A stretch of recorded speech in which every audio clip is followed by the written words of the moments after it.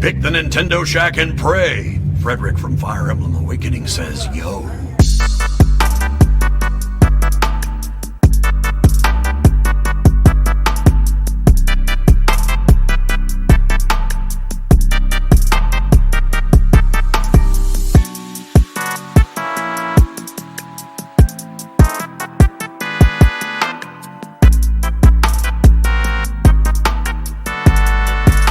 Greetings, Gooblings! Welcome to this week's episode of the Nintendo Shack podcast. I'm sure you all missed me very, very much last week.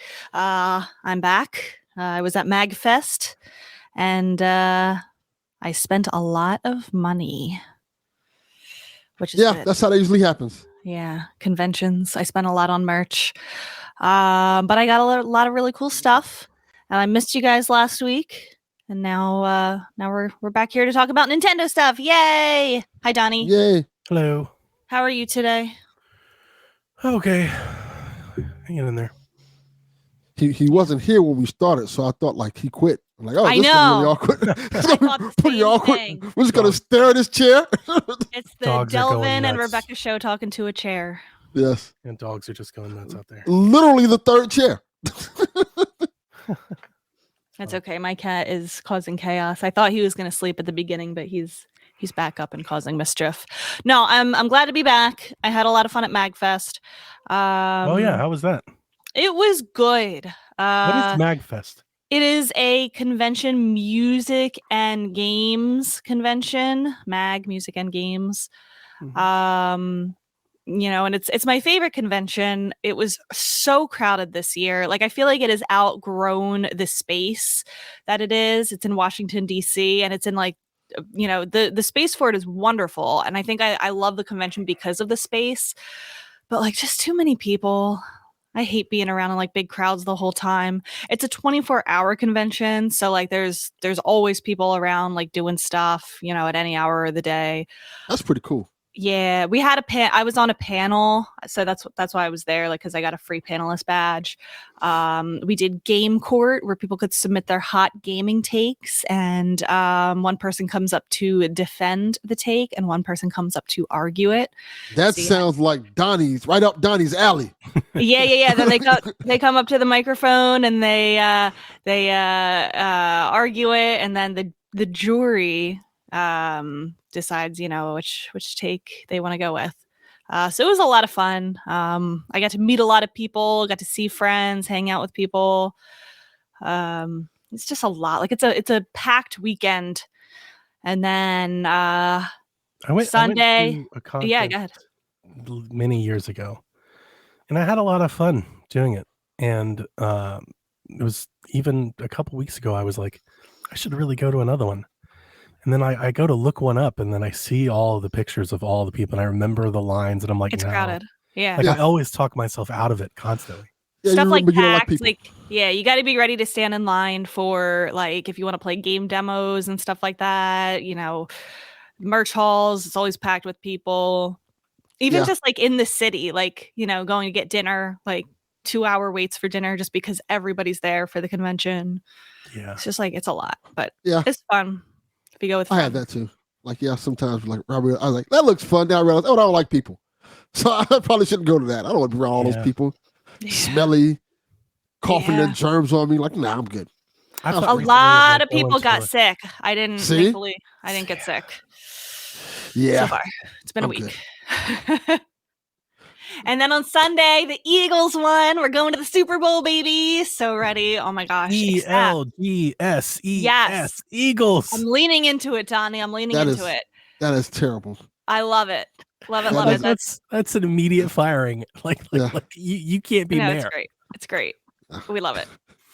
But That's then worse that the fans are like, yeah, No, They're- that's not a good. we saying. can't spell. Yeah. Did you see people climbing the light poles after the win? I saw. what we I mean, do. that's always been a thing, right? Yeah, that's what we do. I saw somebody Yeah. died. Mhm. Yeah, that's also a thing in Philadelphia. 18-year-old People die. Temple student died. Yeah. Didn't A they lot used in to Philadelphia. grease the poles? Yeah. They still do. They That don't still stop do? us. That don't stop us. They We just- overcome.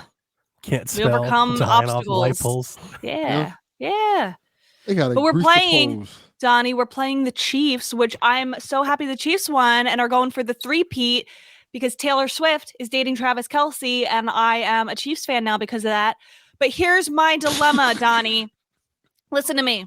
You're the only person that's like excited. Listen. So I like the Chiefs. The last time the Chiefs and the Eagles were in the Super Bowl, it was so easy to root for the Eagles because I was not yet a Chiefs fan. Taylor did not know Travis. That was just not a thing yet.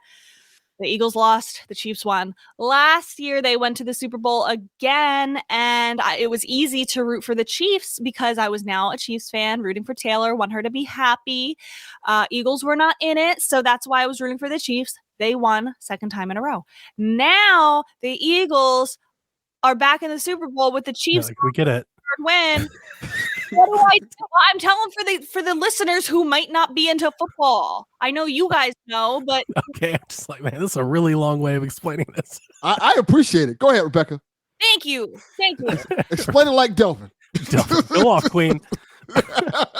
So I love Taylor Swift and I want her to be happy and I want the Chiefs to win the three-peat, but I want the Eagles to win the Super Bowl even more. So here's my plan. I'm going to cheer for both of them when they score, but deep down I want the Eagles to win. But I also want Taylor to be happy. So maybe she'll be happy anyway. I just hope we both teams have maybe fun. It'll tie. Maybe it'll be the first tie ever. Maybe Taylor will break up with Travis right in the middle of the game. And no, that's not going to happen. No, one of the Philadelphia players. No, you should probably like wear like a half and half jersey, like one side. I was thinking that. So one actually, side Chiefs. There is precedent for this because Donna Kelce is the mother of Jason Kelce, who used to play for the Eagles, and Travis Kelce, who plays for the Chiefs, and they're both her sons. And when they were in the Super Bowl together against each other, she had a custom-made jacket that was Eagles on one side and Chiefs on the other. It's the same thing for you. You same vested interest. Do the same thing. It's fine. But it's gonna be. It's a. Do you think Taylor Swift's really gonna be like broke up if the Chiefs like lose? I mean, I think she wants them to win. Like, it will be sad. I'm rooting for that we find out that she cheated with Jalen Hurts mid-game. Oh my God. That's what I'm rooting for. During the game? Jalen Hurts, mid-game it comes out. No, the news breaks mid-game. That Jalen Hurts has been all in his girl. Jalen Hurts is so good. Just like while Kendrick Lamar's performing. Oh my God, that's the other thing. I can't wait for the halftime show. This is going to be like probably the best halftime show in like 10 years. I'm so excited. We say that every year. No, we don't. No, we don't. Who said that about, like, who was it last year? I don't even remember. Usher? Nobody was getting excited about Usher. Let's be real. Washed up. There was a 46-year-old mom somewhere who was real excited. If you look at that time, a lot of 50, 60-year-old white women was really excited to see Usher again. Super excited. They were super excited to see Usher sing My Way. I like Usher, but he's no Kendrick Lamar, so I hope he sings Not Like Us 4 times in a row, personally. He might get sued. He did that in his concerts. He sang it like 4 times in a row. Yeah, it was great. So I will be decked out in Eagles or Chiefs or both gear when you see me this time next week. You should wear like an Eagles jacket or in a Chiefs hat. I need a hat. That's the thing. I know. And then I'll just like change the hat every time like one of them scores. Yeah, that works. I think I might lean into my Eagles love and my Taylor Swift love instead of my Chiefs love. Because I don't really love the Chiefs. I just love Taylor and Travis. Anyway, video games. I played Hello Kitty Island Adventure because it came out. Let's go. We were talking about that. Game of the year, baby. I'm not sure yet. Boo. Okay.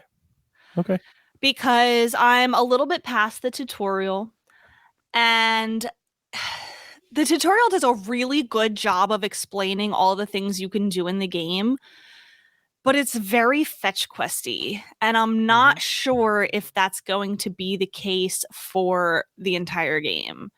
Right now, I'm in the middle of rebuilding the nature preserve, or the nature conservation, or whatever it's called. It doesn't really have the Animal Crossing vibes that I thought it would yet. I don't know. There's a lot of like empty houses around the island that like look like you have to fix them up or something. Like you have to do something before people can move into them. Okay. So like you start off with like all of the standard Hello Kitty villagers, I guess, because the plot is you're on a plane.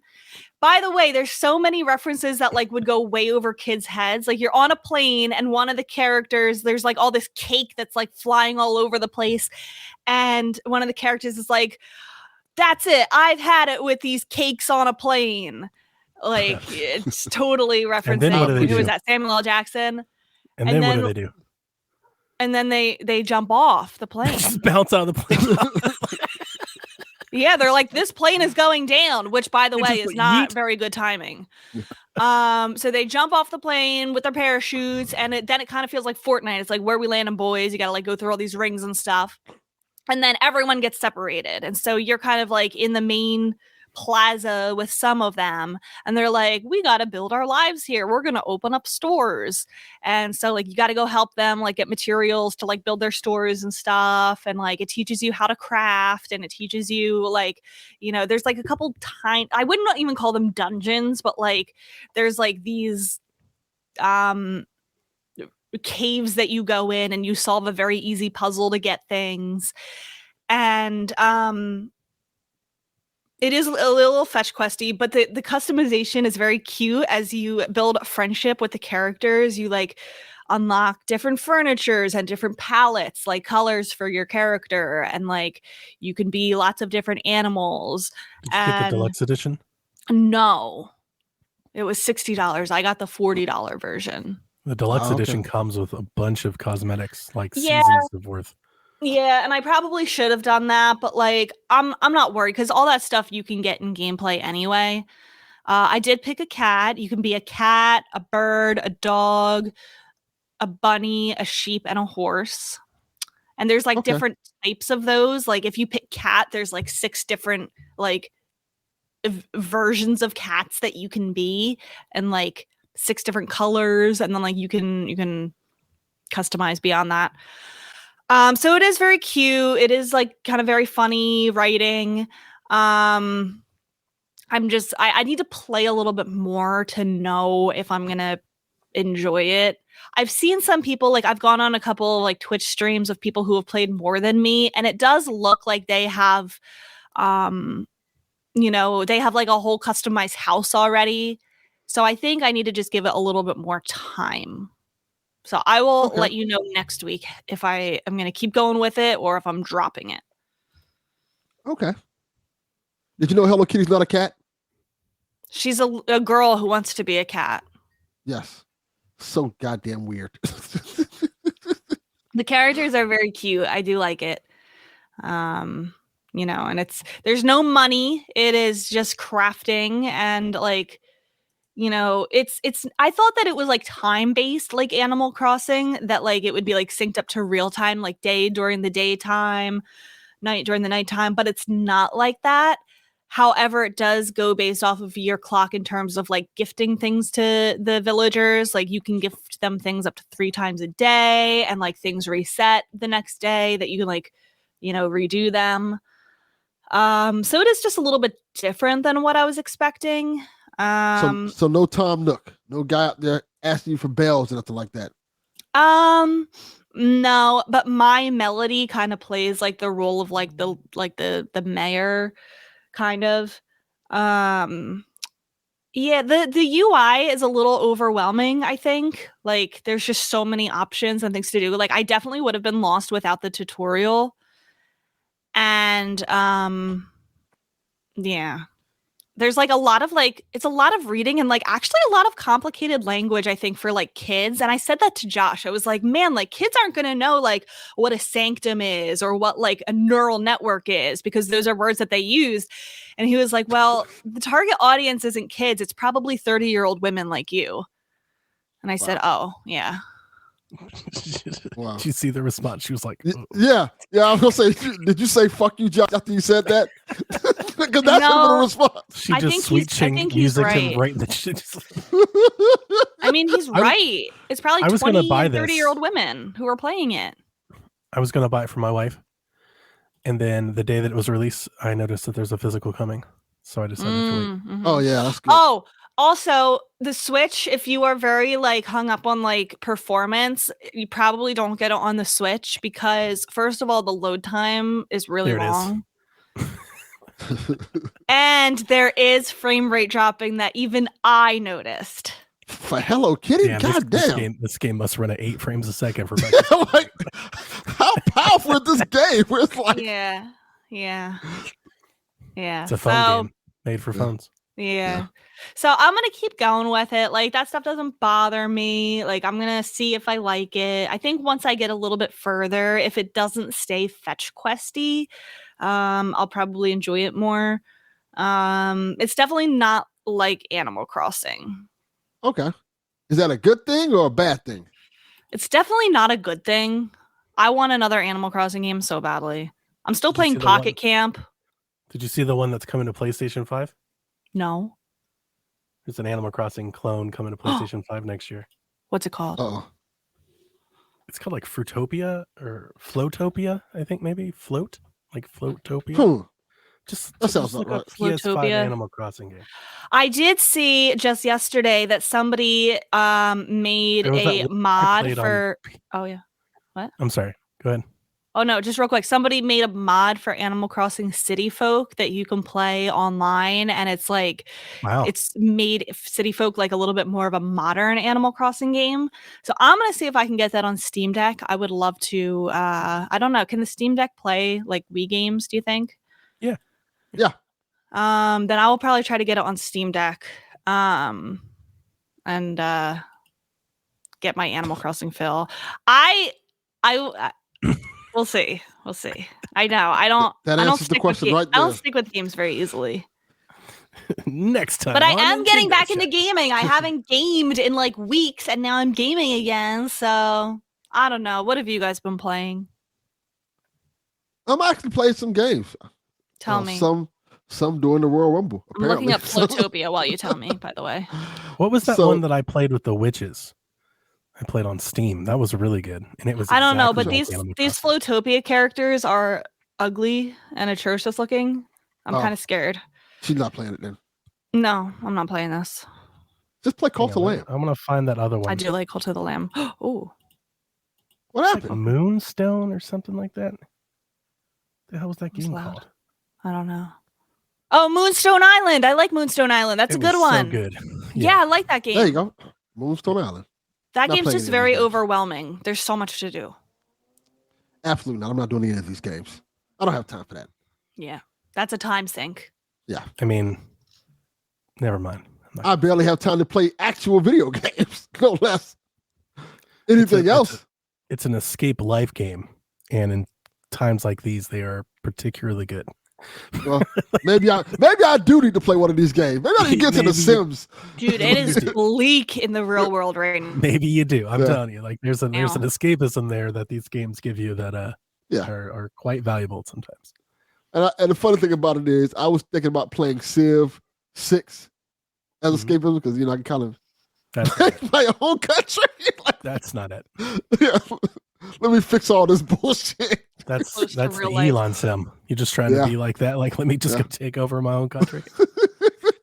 I can do a better job than doing it right now. So I'm playing G.I. Joe Wrath of Cobra. What? Yeah, it's the side-scrolling G.I. Joe game that came out last year. That was kind of exciting. for me. G.I. Joe is still a thing? Yes, Whoa. still No. a thing. I didn't know that. It's not they have a TV show coming out, I think this year, a cartoon show. I love G.I. Joe. G.I. Joe is Yeah. great. They just I don't want to get the whole history of G.I. Joe, but yeah, No, do. I want to hear Rebecca tell me about the history of G.I. Joe. How much do you love it, Rebecca? I was not a Barbie kid when I was little. I did not like dolls or like anything girly. I was very much a tomboy.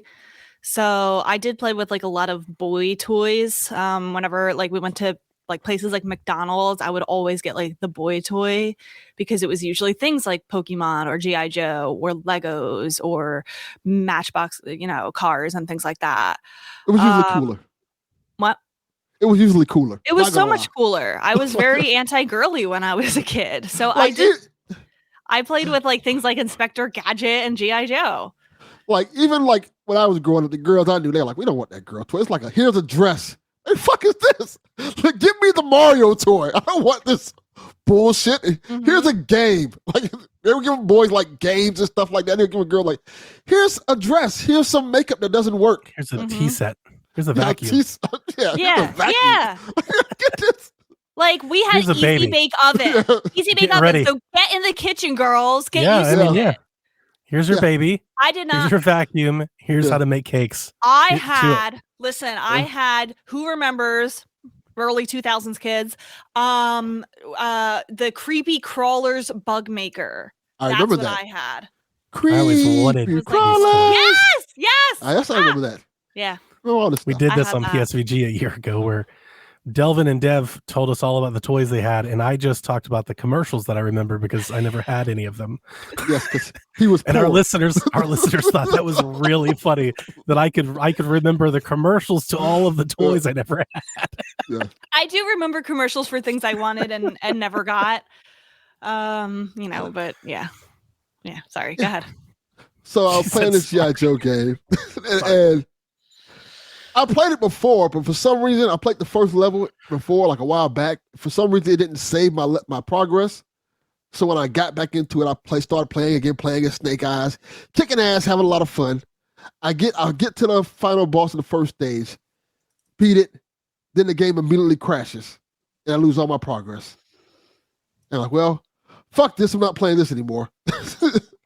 So I called my son in the room and said, hey, son, come play some games with your dad. He's like, what you want to play? I said, let's play Power Rangers, which is also a beat-em-up side-scroller game. And me and him played like, to answer this question, Jules, it's not like a side-scroller. It plays like the Ninja Turtles game. Both of these games play the Ninja Turtles game. Very similar. Like they're brawlers, side-scroller brawlers. And so I'm playing the Power Rangers game, and me and him had a great time playing the Power Rangers game. Apparently, I didn't know. The new one? Yeah, the new one, Rita's Revenge. Rita's Rewind, right? Yeah, Rita's Rewind, which is based off of the comic books and the, I guess loosely based off of the movie they had come out last year. Also getting a physical announced this week. Yeah. You have to buy it, I think, through Atari's website. Well, never mind. I'm not buying that. XBS, yes, G.I. Joe is super buggy. I didn't realize it until I got to the end of the level and it literally crashed. I'm like, nah, you didn't play that level. But yeah, the Power Rangers game is really fun. It's a side-scroller game. I think it's up to 5 players. So you can just pick any one of the Rangers.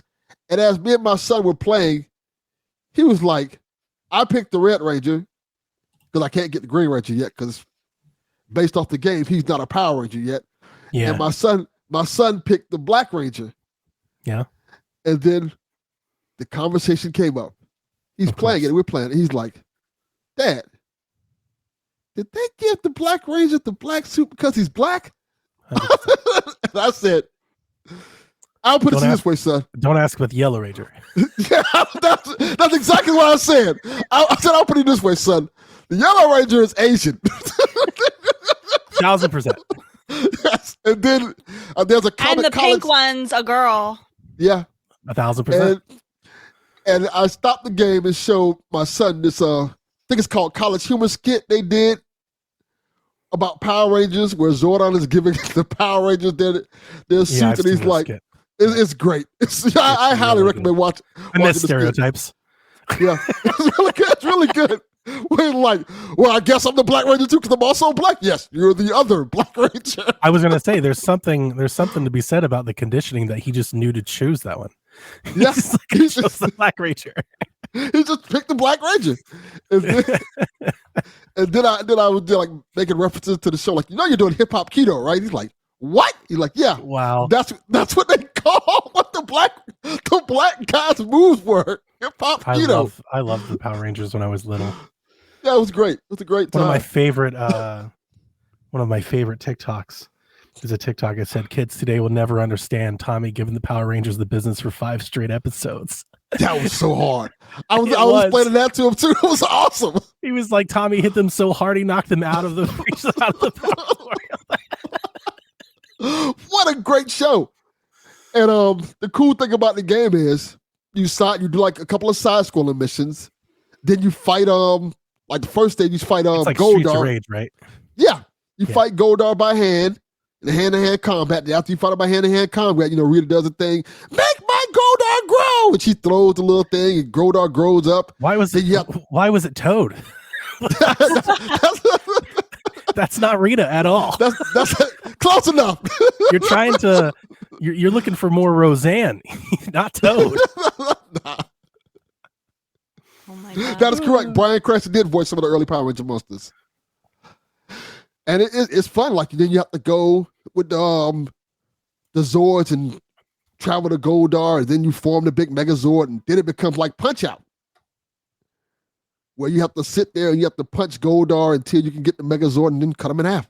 It's great. Nice. I had a fun time playing it. Me and him played it together. Like, That's we great. should get your sister over here and play it together some more. But it's a fun time. Every time your son's YouTube videos pop up on my thing, I go and I like them because I remember I followed him. He appreciate that. Did you see he had a couple of them blow up? I did not see that. Ooh. Yeah, a couple of them blew up. Like talking about he was talking about like the J. Cole, Kendrick Lamar, and Drake thing. That one blew up, and nice. My likes helped. Yes, they did. He's like a little YouTube celebrity. Love it. Nice. We should have him on the podcast. He would love that. What about you, Donnie? I saw that you were playing Life is Strange for the 10th anniversary. Actually, I wasn't playing it for that at all. But it lined up. I didn't even know that it was.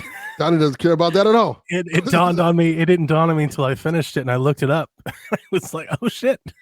My stupid brain, I don't know why I read it as Life is Strange 2 because you said played it for the second time and I only registered the 2 and I didn't even look at the picture. And she immediately got mad and just started responding. She's like, I was like, Life is Strange 2 is not 10 years old. Life is Strange 2 sucks. I didn't say that. I didn't say that.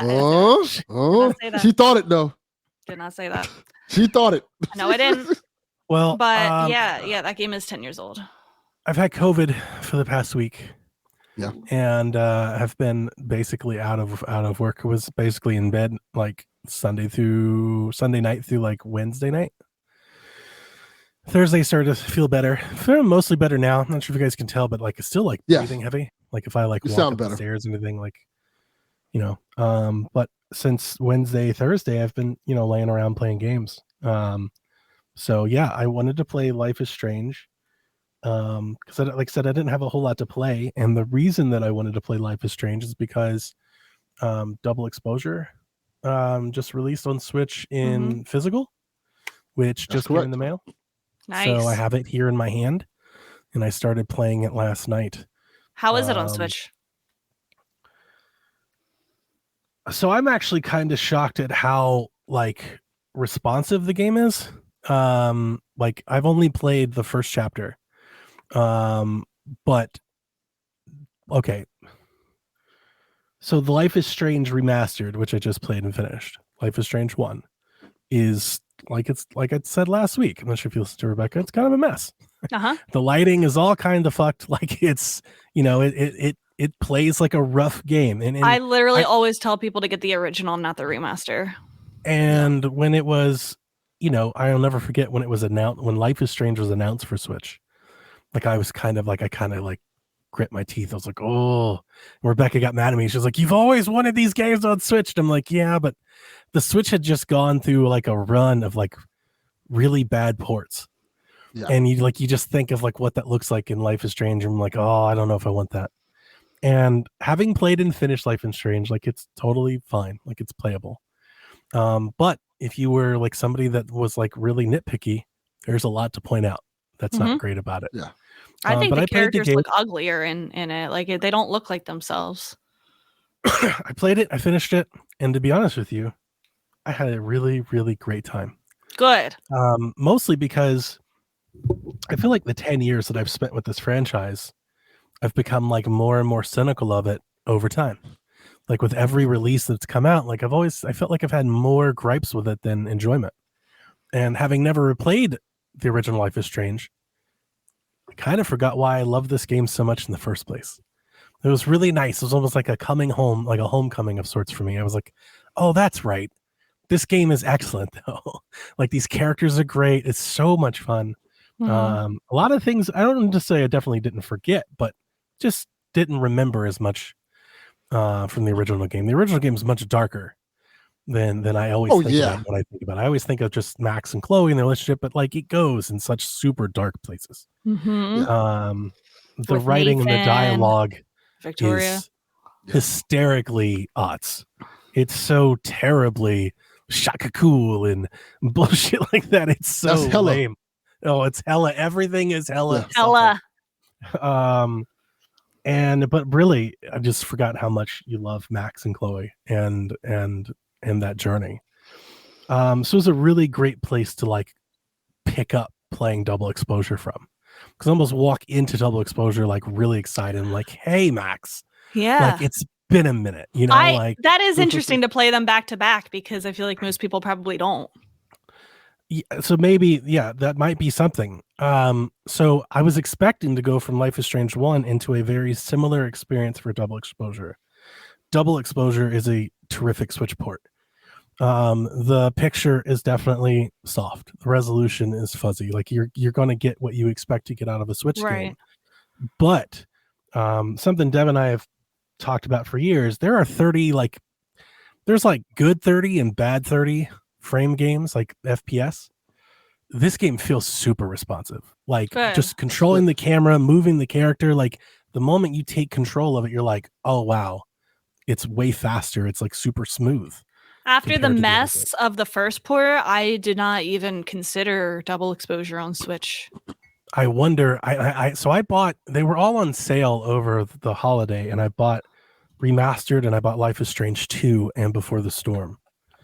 I wonder if they're all as bad as the first one, or if it's just something with the remaster, because this is much better. And I honestly wonder if it's different developers.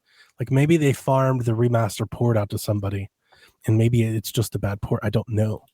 I wanted to play maybe Life is Strange 2 or Before the Storm just to see how comparable they are, because I was, just first impressions, I was impressed by the port of Double Exposure. It's way better than Life is Strange Remastered.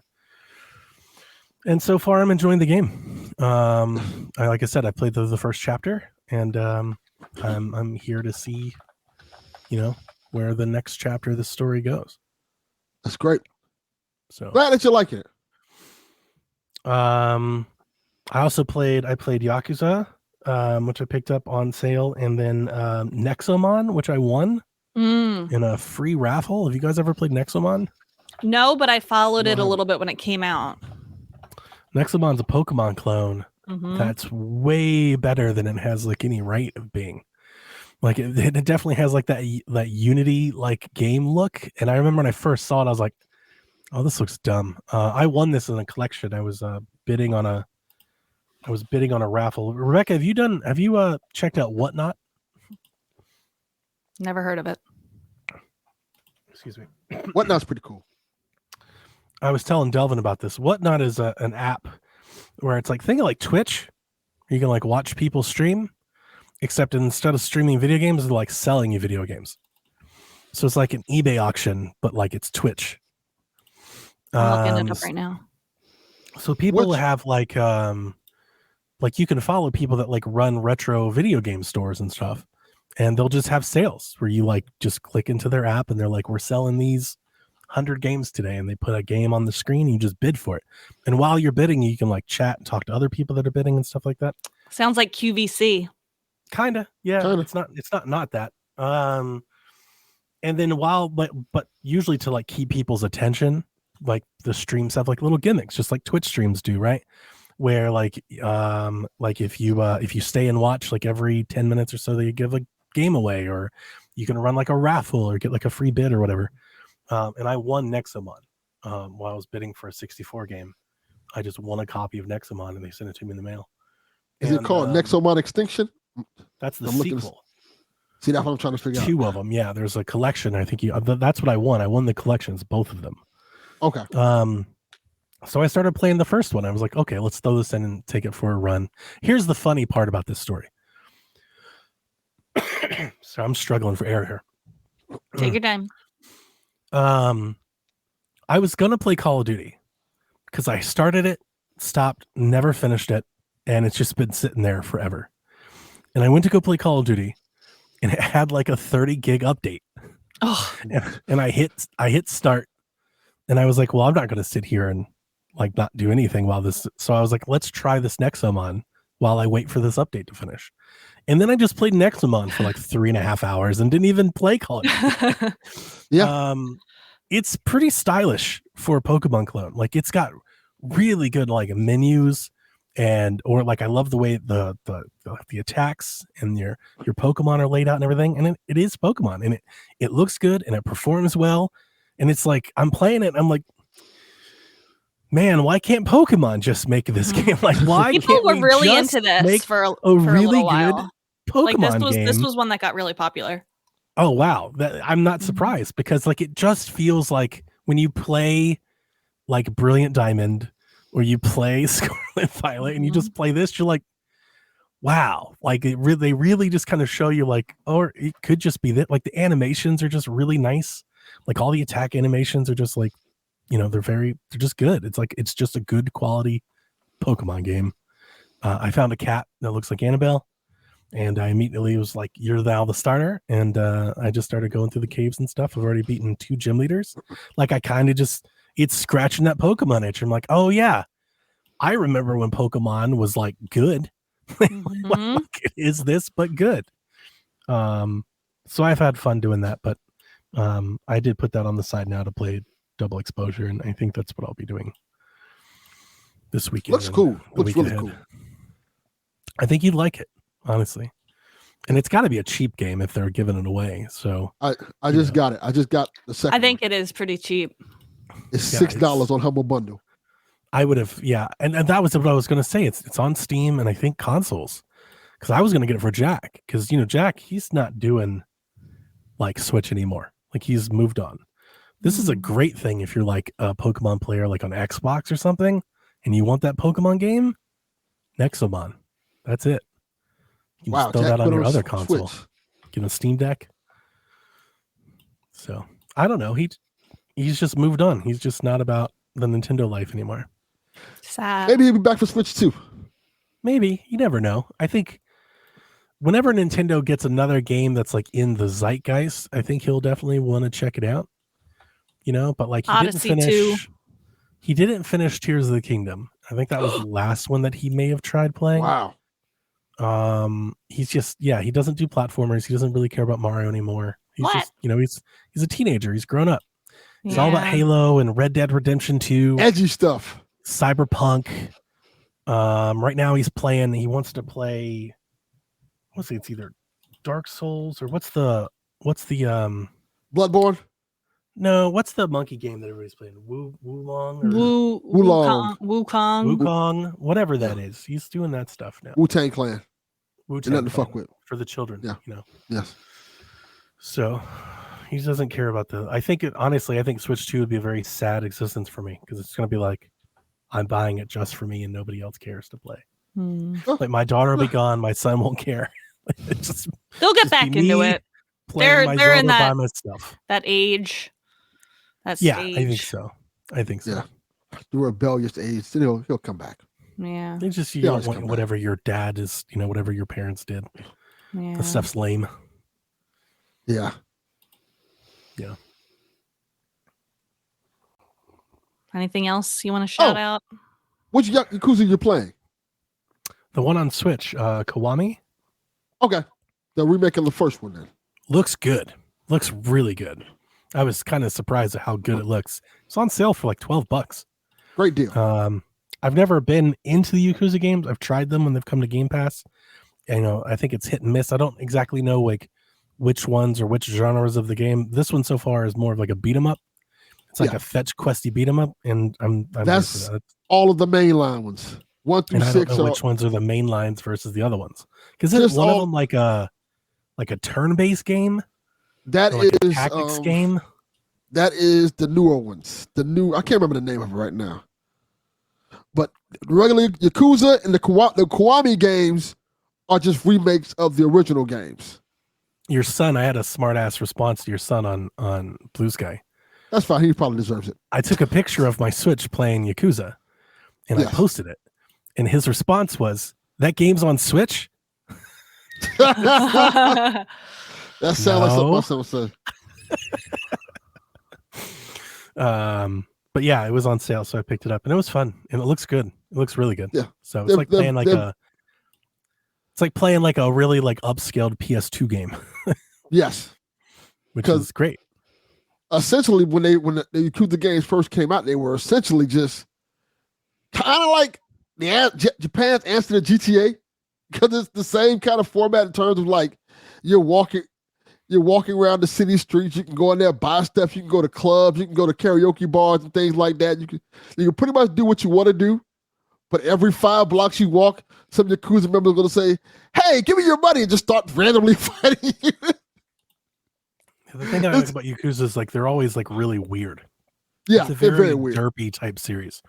Yes, Judgment is the more serious version of that game. Okay, yeah, like the ones I've played, they're all like very otaku, derpy kind of dumb stuff. Yeah, you can go to like strip clubs and like there's a lot of weird stuff you can do in those games. Like the mission I just played, a pickpocket took a ring that I bought for this girl that I like. And then you had to like go find him, and he's like in an alleyway, like hiding behind a bunny. Yeah, he's like, it's like a bunny's like, it's like, what the hell? This is so stupid. Yeah, or they wait till you get to the point where because they're like pauses in certain games where you find like a whole homeless population living in the sewers. Wow, and they can help you do things, and it's a fascinating game series. But enjoying Life is Strange, enjoying not having COVID was bad, guys. Like. I wasn't on the pod Wednesday because it was bad. Do you know how you got it? Real bad. Like work?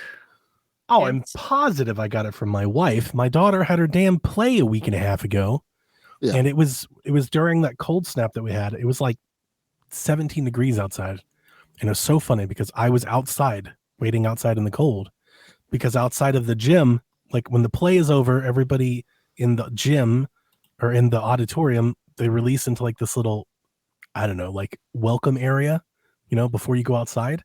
And they all just stayed in there. So they were all in there, like shoulder to shoulder, hugging, taking photo. And while that was going on, I looked at my wife and my in-law. I sent them the message. I was like, I hope you guys enjoy all the RSV and COVID and flu you guys are getting, because you're getting all of it. Ha! Yeah. You're getting it too. My wife got it, and then my daughter got it, and then I got it. And the funny thing, Rebecca, he messages us Tuesday like, "Yeah, man, I'm feeling a lot better. We'll be back. I'm back on Wednesday for PSVT." I'm like, I looked at my phone like, "Bitch, please, you're not coming to the show." Yeah, that was a crazy thing. I woke up Tuesday and I was like, I feel better, and then by Tuesday night, I was like, this was a huge mistake. I feel insanely worse. Yes, I knew that was the worst part of it. I had a fever of 100.5 for 12 hours, and I had the chills. At the same time, I was just like covered. I mean, this is way TMI, but like I sleep basically like naked, like, and with like a giant fan and an air conditioning. Like I'm a very cold natured person, right? I went to bed with like 2 pairs of jogging pants, a hoodie.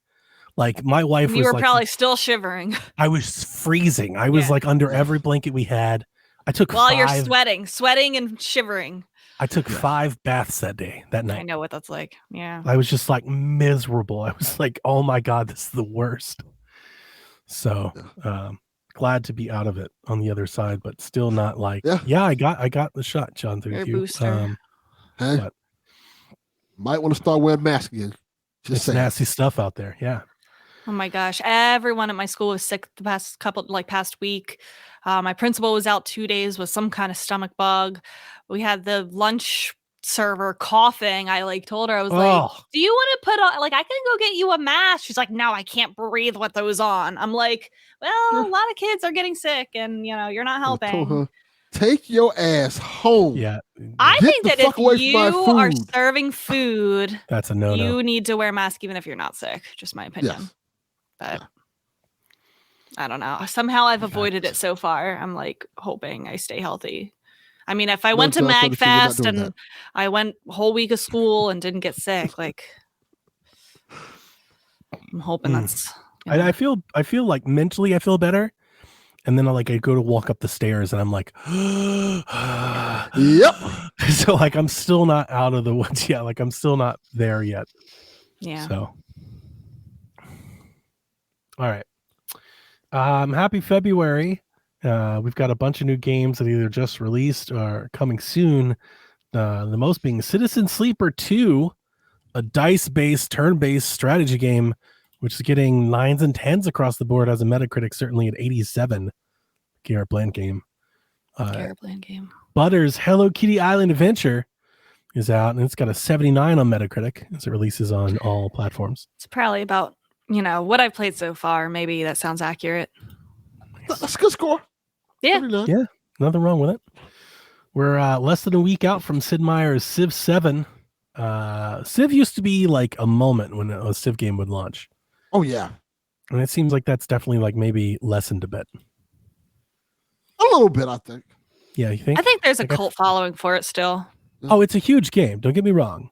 I just feel like the industry used to take notice when a Civ game was releasing. And now it just kind of feels like everybody's like, yeah, Civ's out. Yeah. Also, you got to have like a computer that can run it too. I mean, it's coming on Switch. You don't have to have a computer that can run it. You can have a computer that can barely run it. I wonder how this is going to play on Switch. Are you going to get it on Switch? I probably should. Does it use touchscreen? Like, can you use the touchscreen with it? I do not know. I feel like that would be a good game for touchscreen. You know what? I'll get on Switch and try it, see how it works. I played Civ 6 on Switch, or Civ 5. Which one came out? What was the last one that came out? Civ 6? I think it was 6. Yeah, 6. I liked it. It was fine. Echoes of the Plum Grove is only on here for Rebecca. Is out and she left. 13th, That's how much she's excited for. Immediately as she walks out of the frame. Nope. Don't care about that. That's a new cozy gamer that's coming out. The Tomb Raider 4 through 6 remastered is out February 14th. The Afterlove EP comes out on the 14th as well, just in time for Valentine's Day. Okay. That game I will be getting. I've had that on one of my wish list for some time. Let me look this game up. Afterlove EP, that's what it's called? Yep, that's what it's called, Afterlove EP. I put this game on here for you, even though I don't think it's your sort of game, but just because of the IP. Godzilla Voxel Wars arrives on the 19th. What is this? Godzilla Voxel Wars? It's a strategy game. It's like a puzzle strategy game. It reminds me of like Into the Breach, but it's Godzilla. So you get like this tile in a city and stuff, and you have to like figure out the puzzle to, I guess, knock down the buildings and wreak havoc or save the world or whatever. Oh, okay. That looks fun. I don't think I'd play it, but it looks pretty interesting. Ninja 5-0 drops February 25th. I like it. I put this on the list because this is a remaster or a port of an old GBA game. A very collectible GBA game, by the way, if you don't know. Ninja 5-0 on GBA, if you have a copy of it, sells for like $400 or $500. Like it's a very expensive, rare game, hard to get. You can get Ninja 5-0 now for it's probably $20, which is pretty cool. And then Yu-Gi-Oh! The Early Days collection drops February 27th. I'm definitely getting that. Those are the games that you can look forward to this month. So I will be definitely getting the Afterlove EP. And then can you tell me about Echoes of Plum Grove again? I had my headphones on. Oh yeah. It's just the new cozy. When I was looking up games that came out, not many were highlighting it, but a couple did. And I just thought that you would want to know about it. It's a farm sim. So it says a new life awaits in Honeywood. Build a thriving community that will last generations in this cozy farm sim. Farm, socialize, make friends, cook, craft, forage, uncover the secrets of the island. It has an 89% positive rating on Steam. I like the art style. That's out of 2,000 user reviews. So that seems pretty strong. The art style looks like it's finally doing something different than all these other, farm sim. It's like Paper Mario backyard sports kind of. I will keep my eye on this. Maybe I'll get it on a sale. Nice. Wish list. Sorry. Cool. We've got some NSO updates. Ridge Racer 64 arrives to Nintendo Switch Online if you have the 64 expansion pack. Dude, I'm going to try. I've never played Ridge Racer before. I feel like if I, since I love Beetle Adventure Racing, I have always wanted to try this one. Maybe I will like it. Very different game. Ridge Racer, very different. I played it. I love Ridge Racer. A lot of people love Ridge Racer. I don't agree, but a lot of people I think a lot of people would say Ridge Racer 64 is like their favorite like GT racing game on 64. I played it last night. One shout out that I'll give it, Ridge Racer 64 is a great game to play on NSO without the Switch 64 controller. Like you can play with just the Switch Joy-Cons fine, because you really just need the 3 buttons, right? So you don't need all the C buttons and stuff. So that it's a great fit for this sort of service. And it looks great and plays great. Ridge Racer 64 is super fun. It's a great little, like, I think GT64 is my favorite, like, Gran Turismo sort of N64, like non-arcade racer. Ridge Racer has a crazy like drift mechanic where like you can really like oversteer and understeer the drifting, and it takes a minute to get used to. It's kind of I've seen people do it great. Maybe I just suck at it. It's not that I don't mind it. I like it a lot. It's just I thought GT64 was better. I don't know how people would feel about that. But I thought it was pretty exciting. I think that's a good one to come to the service. I agree. You can get Xenoblade Chronicles icons if you subscribe now. Pokemon Legends Arceus came to Nintendo Music. It's another Nintendo Switch Online update. And then I put this down because this hasn't been widely reported yet. But apparently Nintendo is raising the price of Nintendo Switch Online across South American countries, Argentina, Brazil, Chile, Colombia, Mexico, and Peru. All tiers are being raised 15 to 25%. Literally Wow. crazy. There have been lots of rumors like the past year that Switch 2 will come with a price increase, which I think a lot of people probably accept and think that makes some sense. So, yeah, I don't know if this is a start of that. Who knows? That's like, it's just so weird though with a new one coming. Yeah. Oh. Yeah. It's like all of these services, that's all they exist to do is to get a group of people in and then start raising the price. Slowly but surely, yep. Yeah, I mean, it's bound to happen. It'll be interesting to see, like, Do you think it'll happen with like the Switch 2? Like they'll raise the price, like if you have it on the Switch 2? I'm 100% certain by the time the Switch 2 generation ends, the price will go up, of course. Now, is it going to happen at launch? At the start. I don't know. The question is, are they going to add anything to it to justify the increase? They're not doing it for South America. Like if they have something to add to it, well, I mean, I imagine that they don't have, a lot of customers there, comparably speaking, in markets. You can get away with stuff like that without much blowback. Yeah. I don't know if you could do that in the States. Because they just raised 25% for no reason, people would cancel. Like a lot of people would cancel. 25% is a lot. Yeah, so the question is, like with the Switch 2, like with either this campus feature or community feature, like do they have some feature that ties into it? And or do they add in any more legacy support? A lot of people want GameCube stuff, maybe Dreamcast, Virtual Boy. I don't know what else they can add. DS. So we'll find out. But I would expect a price increase at some point. This one is for you, Rebecca. Nintendo is making a major change to the Japanese version of the eShop, blocking payments from all foreign accounts on the platform. Whoa. That does not affect me at all. I buy the Japanese eShop gift cards from places like PlayAsia. Even better. Smart woman.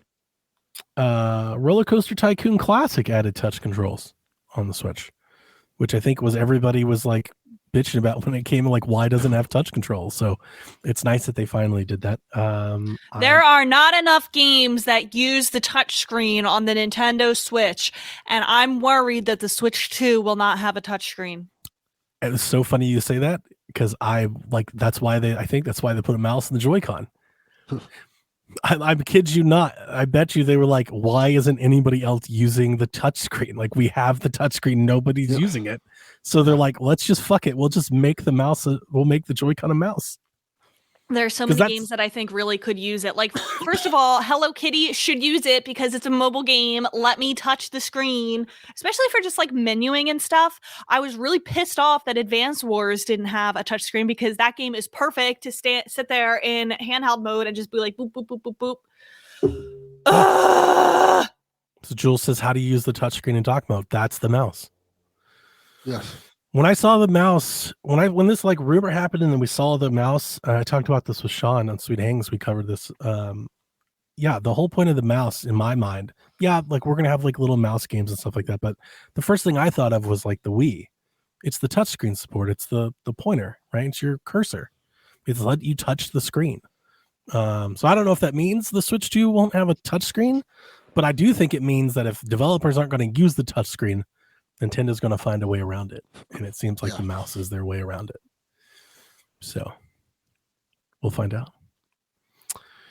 MLB The Show 25 will release on March 18th for Switch. So we're still getting those. Yeah. Get excited. Somebody's you gonna buying buy it, Rebecca? What? You going to buy it? That answers your question right there. I don't have any of them on Switch. That answers your question right there. You said you're going to buy it. You're like, what? Like, it keeps coming because they signed a deal a few years ago, so it will have them for a long time. Do you remember how excited you were when that was announced? Yes. Rebecca was jacked. She's like, "Oh, finally we could play baseball." Yeah. That was because I was at the time dating somebody who really liked that game, and I was excited to play with them. Gary Sheffield. Gary Sheffield, former Marlins player. Former Yankee. Yeah. Man, I was thinking about that when you were talking about Taylor and Travis. I was like, such a the power of that woman. Like women, I wouldn't say traditionally, but like it's a common trope. The women will adopt the team or whatever of the person they're dating. Yeah. And then Taylor's woman power is so strong that she's got other women adopting the team of the person she's dating. She's making other people teams. I wonder if like somebody could buy her off. Like, listen, we want you to date one of our fans. Here's $2 billion. She doesn't need $2 billion. She already has $1 billion. I know. That's not the funny part of the joke. I'm trying to make people Kansas City Royals fans. Yeah. Hey, she could just show up to the game and people would get excited about it. She doesn't have to date them. They really would. If her and Travis, especially if it's the same city, like, imagine they do show up to a Royals game. And so sought after that you're like, I'm an Eagles fan, and other people are like, I am also now an Eagles fan. I feel like it's, it's kind of a double-edged sword, because it is pretty exciting, but then also there's the no privacy of it. Like, she just wants to show up to the game and like just be there as a fan, and you get people complaining that the TV shows her for 42 seconds. Yeah, that's not her fault. It's a part of being a billionaire. Yeah. I think those trade-offs are worth it. Like I'll make those trades. What I need to happen, I need Taylor Swift to start dating Tyler Hero. Let's go, baby. Tyler. Who is that? Miami Heat star Tyler Hero. Let's go, baby. Star is quite an adjective to use. Yes, it is. Wow. If he's a star, man. Well, based on our roster right now, he might be a star. Looking a little bleak.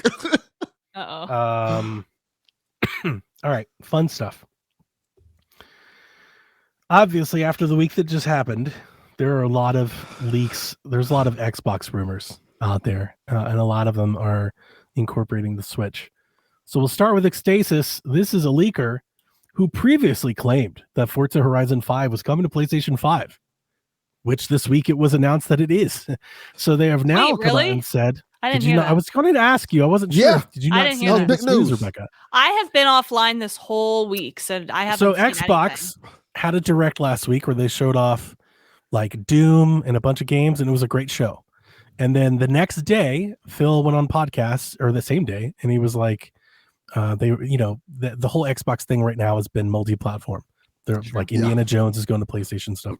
So they asked Phil, they're like, hey, are you guys going to have more of these games? And Phil was like, yeah, 100%. we're going to have more games show up on multi-platform. And he shouted out Switch 2. He said, I wrote President Furukawa, congratulated him on lunch, and he said something like, we are excited to support Nintendo Switch with more games. Yes. And then the next day, Forza Horizon 5 announced for PlayStation 5 coming this spring. I guess it wouldn't be in their best interest to put that in the either the Xbox showcase or what. I know there's a PlayStation showcase coming up, isn't there? There is. Yeah. Why wouldn't that be in one of the two showcases? I don't know. Maybe it is. Maybe it still is. Maybe Xbox want to get out in front of it. I don't know. But the Forza team just put it on their blog, and then everybody went with it. So okay. Forza obviously being well, I would tell you as an Xbox fan, I think Forza has been Xbox's best franchise for the past decade.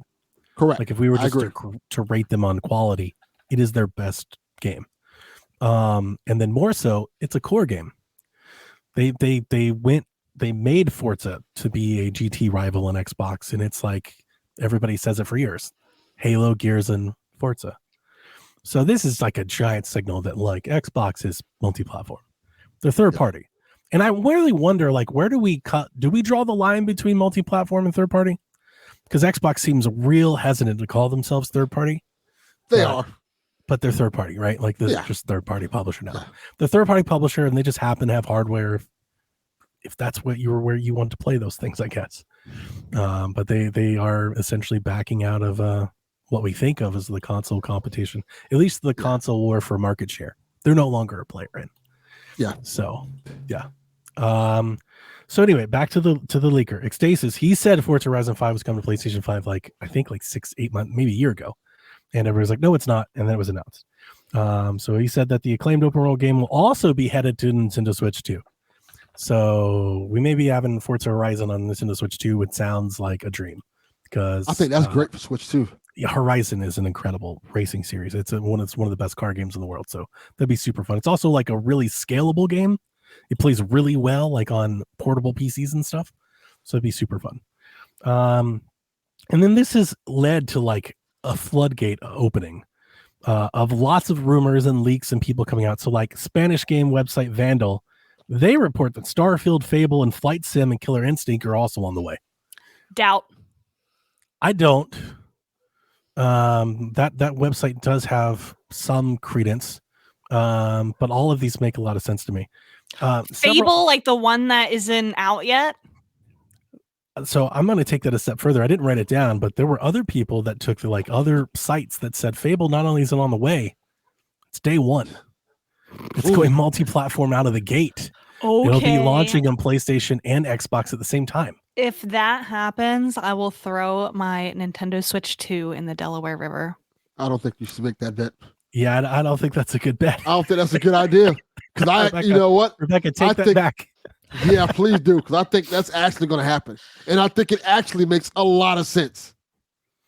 I don't know. We'll see. But I mean, that seems to be the going trend right now is that Starfield and I would imagine Hellblade, which I've yet to see really talked about, but I imagine Hellblade too. And I can see Hellblade. They're all headed PlayStation's way. Flight Sim and Killer Instinct. I think Killer Instinct makes a lot of sense. That's a game I could see coming. Wait. Did you say on PlayStation or are we talking on Switch 2? So this rumor, I'm not betting for the PlayStation. I'm betting that it's not. Yeah. Okay. Relax. Vandal said it's coming to Switch 2. Other websites said not only is Fable going to PlayStation and Switch, people are saying it's day one on PlayStation 5. Okay, I said doubt for day one on Switch 2 is what I meant. We'll see. Okay. I think you might be right in that regard. You're right on that, because I do think it's coming. They'll just have to port it. It'll take time to get it over there. I could see it day one on PS5, just not on Switch 2. Yeah. So long story short, essentially you're going to hear this about every Xbox franchise moving forward. I didn't write this down, but there's a Gears collection rumor that's been out there for a long time, and that surfaced this week as well and said that that's coming to PlayStation and Switch 2, which would be the first 3 Gears of War games, Gears 1, 2, and 3 remastered and put in a collection and rolled back out there, which would make a lot of sense before Gears E-Day, which is coming out. Yeah. Crazy times we're living in. It's almost like this because Nintendo has been drip feeding this out for like 2 years, this news has been met by a lot of people being like, of course. But like, I really don't think people appreciate like just how far we've come and like how big this is. Like, the last 30 years of video games is unraveling right in front of us. Like it's kind of a big deal. I wonder what this means for like, look, there's a lot. There's just, I don't even know if I want to do it all here. I have a ton of thoughts about what this means for video games moving forward. I think it's more of a conversation for PSVG, but I will say this. I think it's going to be really interesting to see the big three become the big two and Xbox become essentially the biggest third-party developer in the world, which they are. Yeah. It's crazy to think about. It's like, part of me, it's like people, I've got two minds, and maybe we do save more of this for PSVG, but if I could just like tease a thought for you to think about. Of course. You see a lot of people that are like, consoles are dying. This is smart for Xbox to get out of the way. Part of me is like, maybe that is smart, but then also it's like, but who's the console business dying for? Not everybody else. The console's doing well. And I also don't think Xbox is getting out of the console business. I think they're just going to make consoles. But they're not going to be a factor in, right? Yes. They're going to just make like, hey, we're going to give you, I can see them saying, hey, we're going to make all levels of consoles. If you want a cheap ass Xbox to play these games we make, here you go. If you want to play it on your laptop, here you go. And we're going to sell less of these things, but we're probably going to make a profit off of it now. To refocus on Nintendo a bit more, how does the next decade play out for Nintendo if their only competitor is Sony? I think fantastic. Do you? I think this helps them. I think this helps them a lot in terms of because now Sony is a really, really tough, shrewd competitor. We've seen them buy out tons of exclusives, tons of publishers. Like, you don't think if there is no Xbox, if they don't have to combat an Xbox proper, do you not think they look at the Nintendo Switch 2 and go, we can do that better than Nintendo can? And like they just come out with their own version of that. PlayStation has been Nintendo's longest competitor. 100%. Yes. And have won most of those competitions. There's only one generation where PlayStation has come out on top selling more consoles and games. And that's not true at all. Really? The PS2? Oh, the PlayStation has kicked Nintendo's ass dozens of times. Yeah. The PS1, the PS2, the PS3, the PS4. But Nintendo has not been hurting at all during any of those. I don't think that's true. Hurting? Except for maybe the Wii U. Like, I the don't 64, know. The Wii U. But they're still here. The GameCube? They're still on top. Like, they're still in the conversation. Now. Like, it's not. I don't think that's. I'm sorry. I don't mean to talk over you. It's okay. I don't think Nintendo has any reason to be worried, is what I mean. I also, to add to that, I don't think it's going to be two consoles for long, honestly speaking. I think somebody else is going to probably scoop right in and make their own console. Steam? Maybe Steam. Maybe Amazon. I think Valve is making a console. I think that's a bit bigger competitor. I mean, think about how like Sony, yeah, they have a lot of properties and like they have a lot of, games that sell a lot, but it takes them a long time now to develop these games and release them. Like they might have like one really good exclusive a year. And I think Valve is going to make a console. I think they're going to make a Steam Deck for the TV. Yeah. Yes. Yeah. Yep. I think that's unlikely. And I also think that it's going to be a little different with the Switch 2 because the Switch 2 is going to have, frankly, more games because Xbox is going to be supporting it a lot more, and you're going to have the games they already make. So, like this generation, Switch didn't have Forza. It didn't have all these other games. Fine, if this is true, and you're going to have Nintendo and Mario and Zelda, but you're also going to have Halo and Forza and Gears and Fable, like that's kind of nuts. And possibly. Not possibly, you're gonna have Call of Duty, the biggest game in the world on your console. So that's a big difference. Nintendo and PlayStation are now more on an even playing field. So we still have a lot of people in the chat going on. Like they're all agreeing with me. If you notice, I see most of them. Like obviously, you can say the Wii, right? And the Wii, if you're talking about consoles sold, the Wii and the PS3, I think, came out to be about a wash. But the PlayStation 3 sold, I think, a lot more games than the Wii did. That was one of the Wii's kind of issues, is it didn't sell a lot of games for the most part. A lot of people bought kind of a handful of games. The attach rate was really low. But even if you give them the Wii, which I'm totally fine with, because the Wii was awesome. I love my Wii. PlayStation had Nintendo on the ropes for years. Like the PS1, the PS2, not only did they outsell them, they outsold them by droves. We're talking like 100 million to 20. Like it was by far and away, and then some. But does that matter for Nintendo? Do you think Nintendo's like biting their nails because of that? Like, I don't think that they see them as like direct competition. Like, I feel like they keep them kind of in check, but like they're successful in their own right without being compared to PlayStation. I'm not trying to forecast doom and gloom. I'm just trying to say that I think Nintendo has maybe benefited in the last decade or so by PlayStation and Xbox being so focused on each other. And I think, they have. I think PlayStation turning that focus directly towards Nintendo is going to provide Nintendo more competition than they perhaps have had. And if Nintendo was bent on doing this, this mobile handheld hybrid thing, like, is there any concern of what PlayStation could do by trying to make a handheld? We've heard reports that they're going to try. I think the interesting thing about it is, for the most part, Nintendo is in their own lane. Yeah, is it good? Maybe Nintendo could use a little more competition. It could be good. Sure, it's always it doesn't have to be bad. It keeps them in check. In actuality, it might be worse for PlayStation, because PlayStation has been trying a lot of things and they just haven't been working. Like, they've tried VR multiple times, hasn't worked. They've tried the portable thing. It really hasn't worked. Like the PSP was the best one. I was so excited for the Portal, and then I ended up not getting it because it was not what I thought it was going to be. And what if they made it what you wanted it to be? What if they do come out with a portable PlayStation 4 or 5 or something like that? Then I would consider getting it, but I wouldn't get it instead of the Switch 2. Like, I feel like I'm not choosing between them. Like, I feel like there's a reason to get both, because they both do things the other can't do. They have exclusive games. Yes. Right. Yeah, they've got exclusive games you want to buy on their own. Mm-hmm. The thing about it also is, it's a little different landscape now, because you have, if PlayStation releases a portable console, which I think they are, you don't only have Nintendo to combat with. You have Steam, you have so many other portable consoles to kind of take from there, and your games are on these systems. Mm-hmm.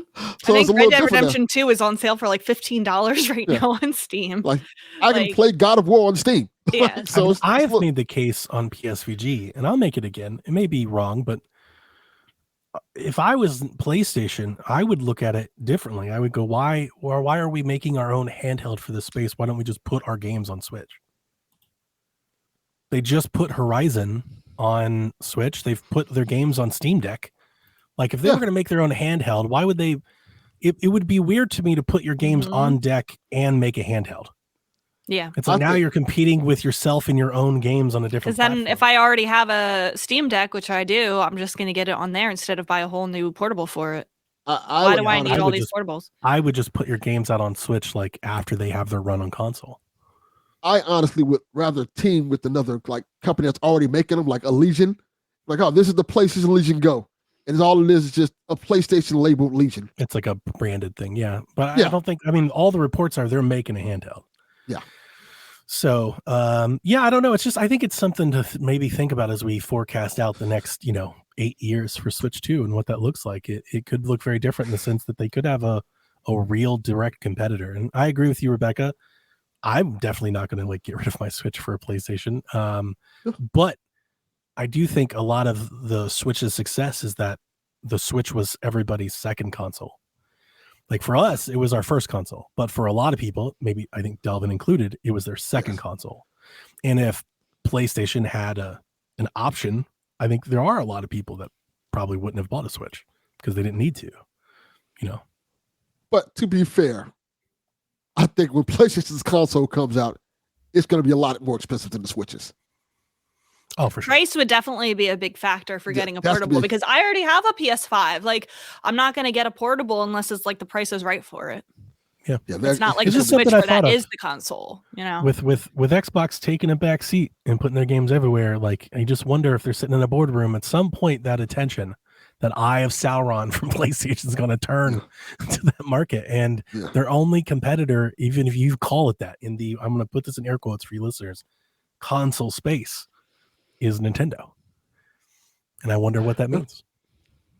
What does that mean moving forward? Like, do we start running into the future where they're buying exclusives not to go to Switch like they did Xbox for so many years? I hope not.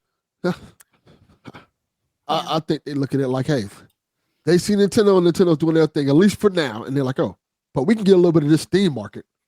We can make a handheld. I really think I like the idea. I know I'm trying to like will this into existence, but if I was Sony, instead of spending the money on R&D and shipping a product and all that, if I were them, I'd be like, you know what? 2 years after Horizon Remastered is out, let's put it on Switch and double dip that money. Get everybody to buy a Switch copy. That would make sense. I think that'd be way more I think that'd be a very lucrative business for them. Let's put Astrobot on Switch. Dude, watch this fucker sell 20 million copies. Let's put all of our old PlayStation games on Switch. Yeah. What would be the point of getting a new PS5 or PS6 in that case then, if that's going to happen? I would say but you could even just do the old games. Like if you want the new games, do the old games. You could put like Infamous Second Son on Switch too. Dude. The Last of Us. Yeah. Just take some of these old games. I would buy that. Put them on Switch too, just like you do Steam. And everything that's on Steam, you bring over to Switch. And then put it on a cartridge. Because here's the thing. People go crazy for it. A lot of things. One thing that's not talked about often is that the PlayStation games that have come to Steam haven't like set the world on fire in terms of sales success. They haven't sold a lot. No. Yes, I bet they would though. I bet they'd sell a lot better on Switch because they have a user base that's more used to buying games. That's an unsung hero of the Switch generation. Everybody talks about how many systems everything sold. Nintendo is printing money in games. Like the Switch base, we buy games. At full price, we buy games. Mm-hmm. We're like one of the last bastions where you got people buying 10, 20 games a year, buying games. Because this is where you put your games if you want to make money. And cartridge-based games at that. To me, it's still buying physical. Dude, I love the cartridges. Do that. You'll sell your games at full price. They'll sell here. You're not having to discount them. They're not being sold in $25 codes and stuff like they are on Steam. But I don't know. I know I've been talking about that too long. So we can move on, but just something I've had in my head. There was that rumor from Nate the Hate that Kirby Planet Robobot was coming out for Switch this year. There are rumors out there that were, there's an imminent Switch Direct. Of course, that rumor never goes away. But to maybe give some support to that argument, Nendoroid had a Kirby Planet Robot figurine that they're reprinting. So it's coming back, and they're having another one. How do we know the rumor didn't just stem from the fact that was getting a reprint? They saw that maybe there was like some documents that said Kirby Planet Robobot, and they said, oh, it's going to get re-released, but it was really just the Nintendoroid. Yeah, we don't know that. Nendoroid. We don't know that, but I'll tell you is that Nate the Hate said it a month ago, and everything else he said came true. So, he's a pretty good source on these things for the past year. So I don't know if he says Planet Robot's coming, I'm gonna believe him. And honestly, I think that makes a lot of sense. Yeah. That is a Switch One kind of game. Mm-hmm. So the rumor going around is that Nintendo's about to have a direct with 4 or 5 games for Switch One that'll close out the Switch One, and that a lot of people are expecting Planet Robot to be one of those games. Makes sense. Yeah, it makes sense. Kirby usually shows up at the end, so. That's the news. All right, we will jump into this week's questions directly from you, starting with I Can't See asking what Zelda game? What Nintendo? What in the Nintendo? What Zelda game would have the best post-game world or epilogue? What would be your ideal post-game activities? Good question.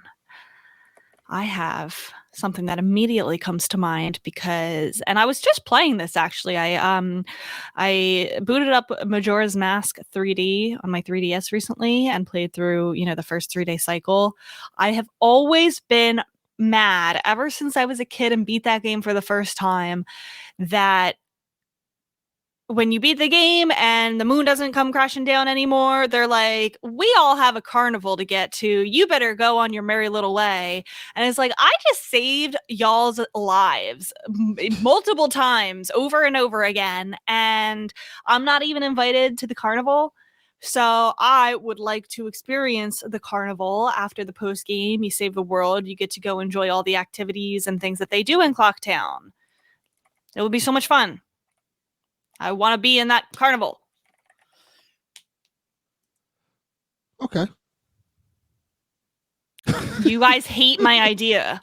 I think it's good. Crickets. I think it's good. I do. Yeah. Why do you hate it? Because I hate his mask. I don't want to do that at all. But it would be so much fun. Like they literally say in the dialogue, they're like, we all have a carnival to get to. Like, you better leave. Hey, I told you, insert Juggalo carnival joke here.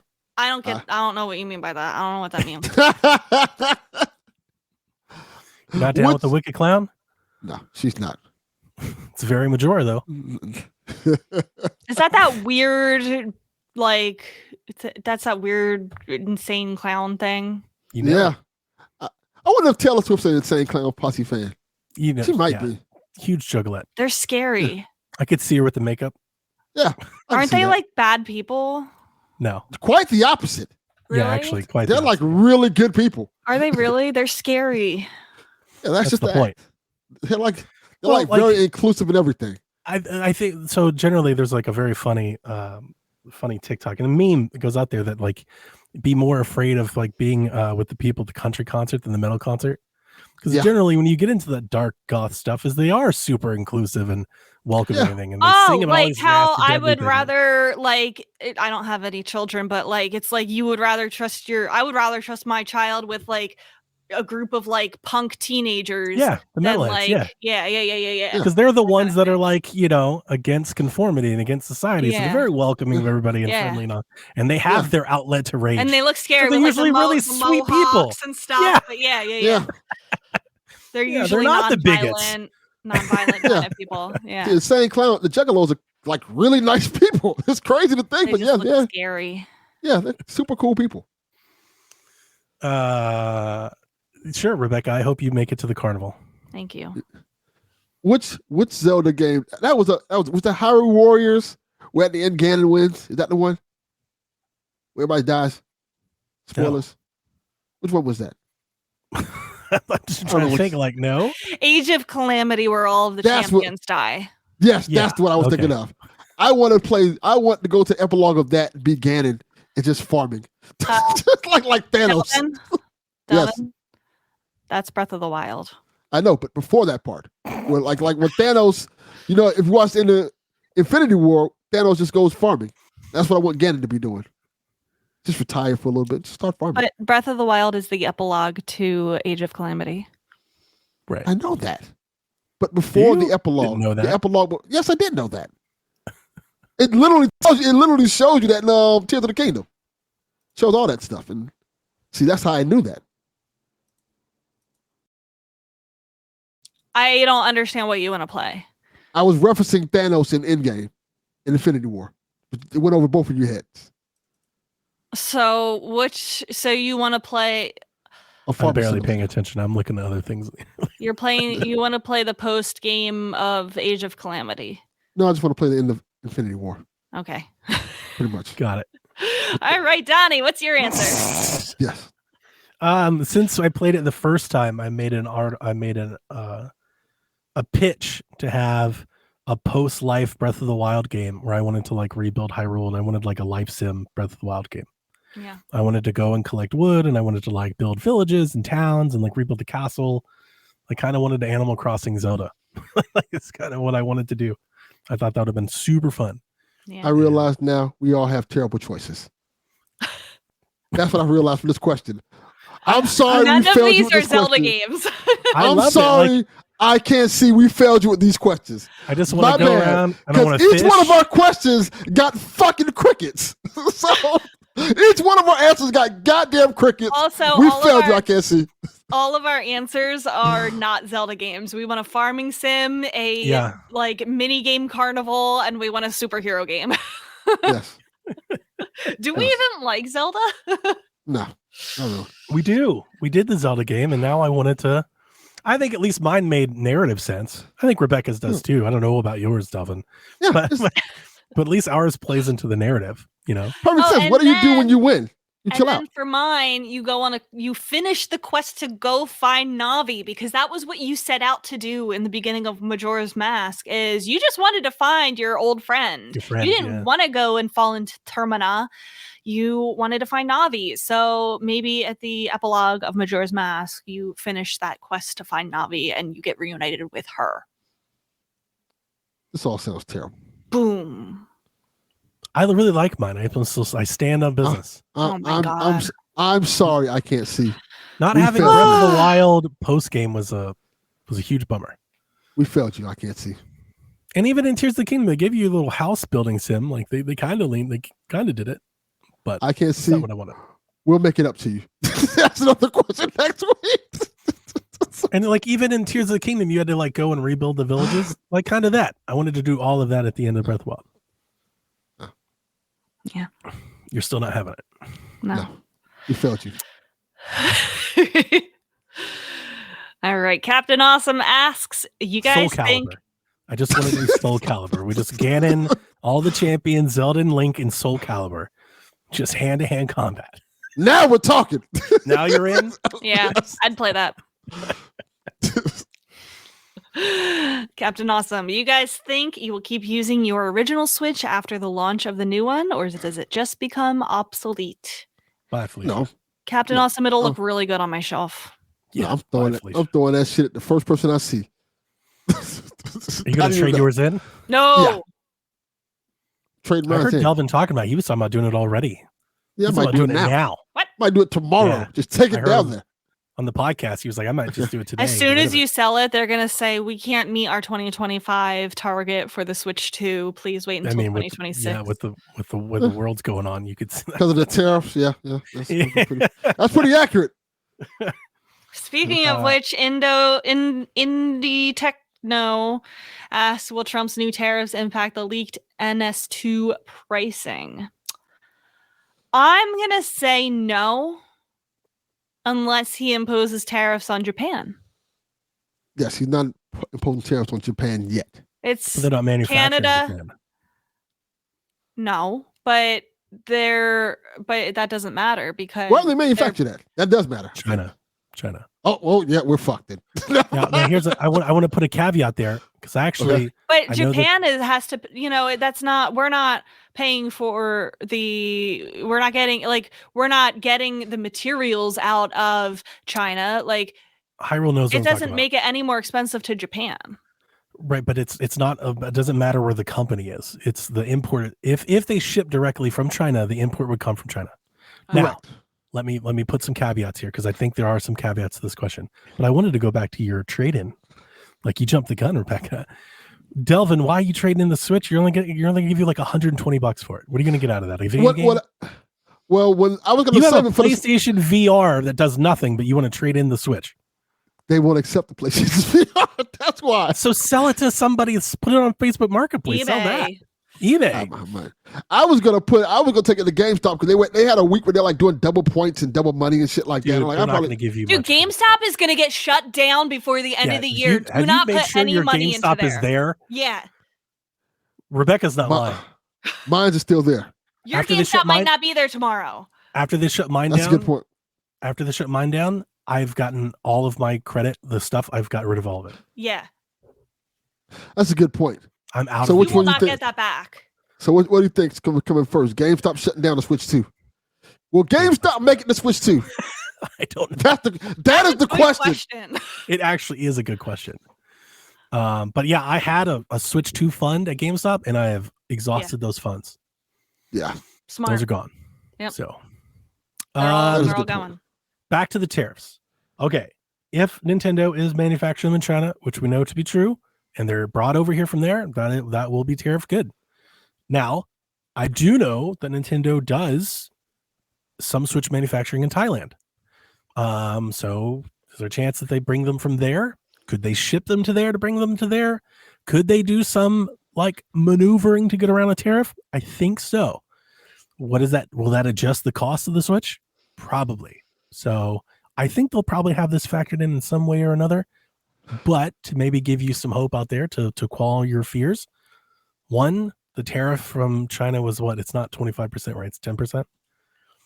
So 10% of $400, $40, like that's not the end of the world.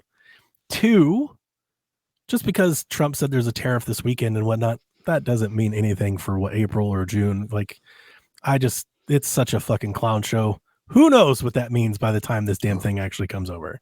So don't go jumping off a cliff just yet. I'm jumping off a cliff. Well, I mean, I'm doing it. Definitely, yeah. I mean, like, we can hold hands and jump off a cliff. Just don't let that be the reason to jump off. There are more bigger reasons to jump off the cliff than this. This is the least of our concerns. Guys. So the question is, should I get my Alarmo now or should I wait? You should never get the Alarmo, Delvin. Yeah, like, why are you getting I'm going to trade my Switch in so we get for Alarmo. Just get even better. Guys, I have big news. What's the news? Punxsutawney Phil saw his shadow, so that means 6 more weeks of winter. Oh, God. Who? CM Punk saw who? Well, I'll take the cold weather. I like it being cold, I do.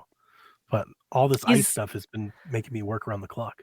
He's only correct 40% of the time, and it doesn't make sense to me. If he sees his shadow, that means the sun's out, which means it's warm. Right. You talking about the groundhog? That dumbass groundhog? I think Excuse me? He has a name. It's Phil. CM Punk. It's ridiculous that we as a people do this. Yes, it is. But then you see the people that are making decisions, and I'm like, no, this is in line. This checks.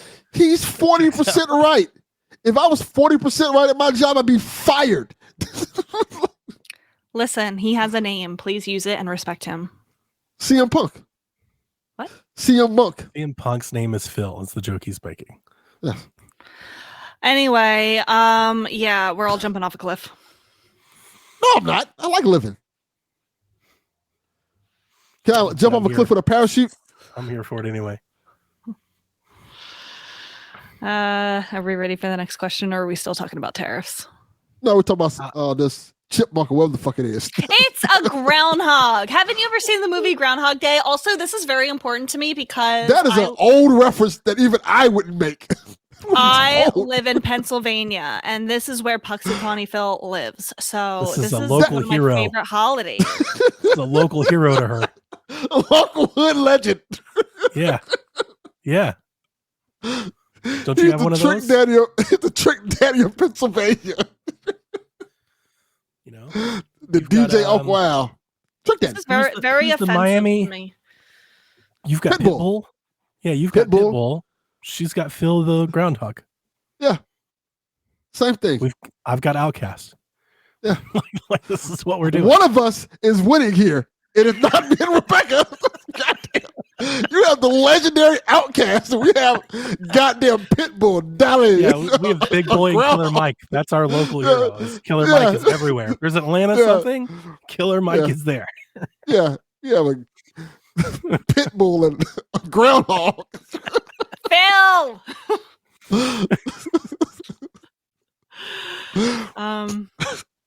I like this next question from Kyle the Pug. This is a good question. Fuck you, Kyle the Pug.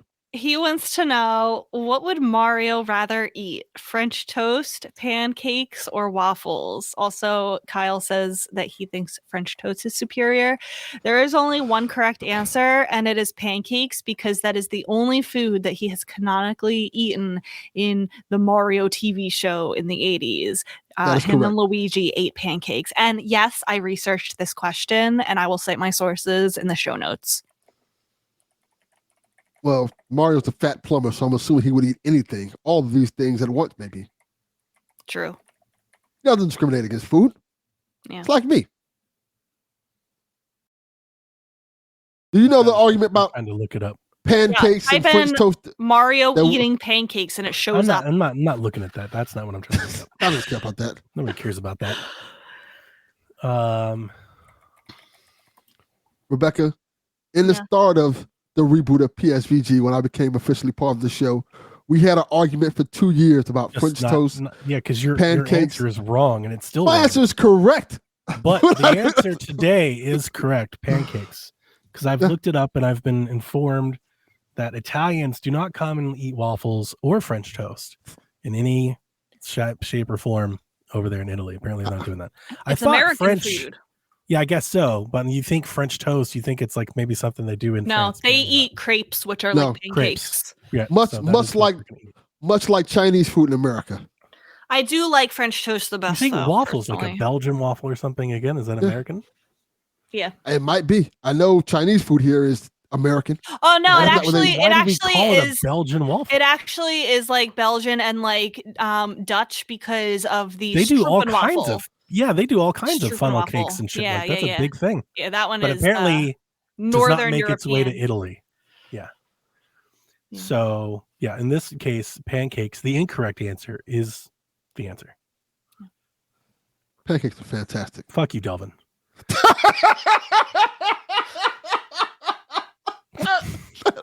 That is the answer. Okay, justice for Kyle the Pug. Pancakes are never the answer.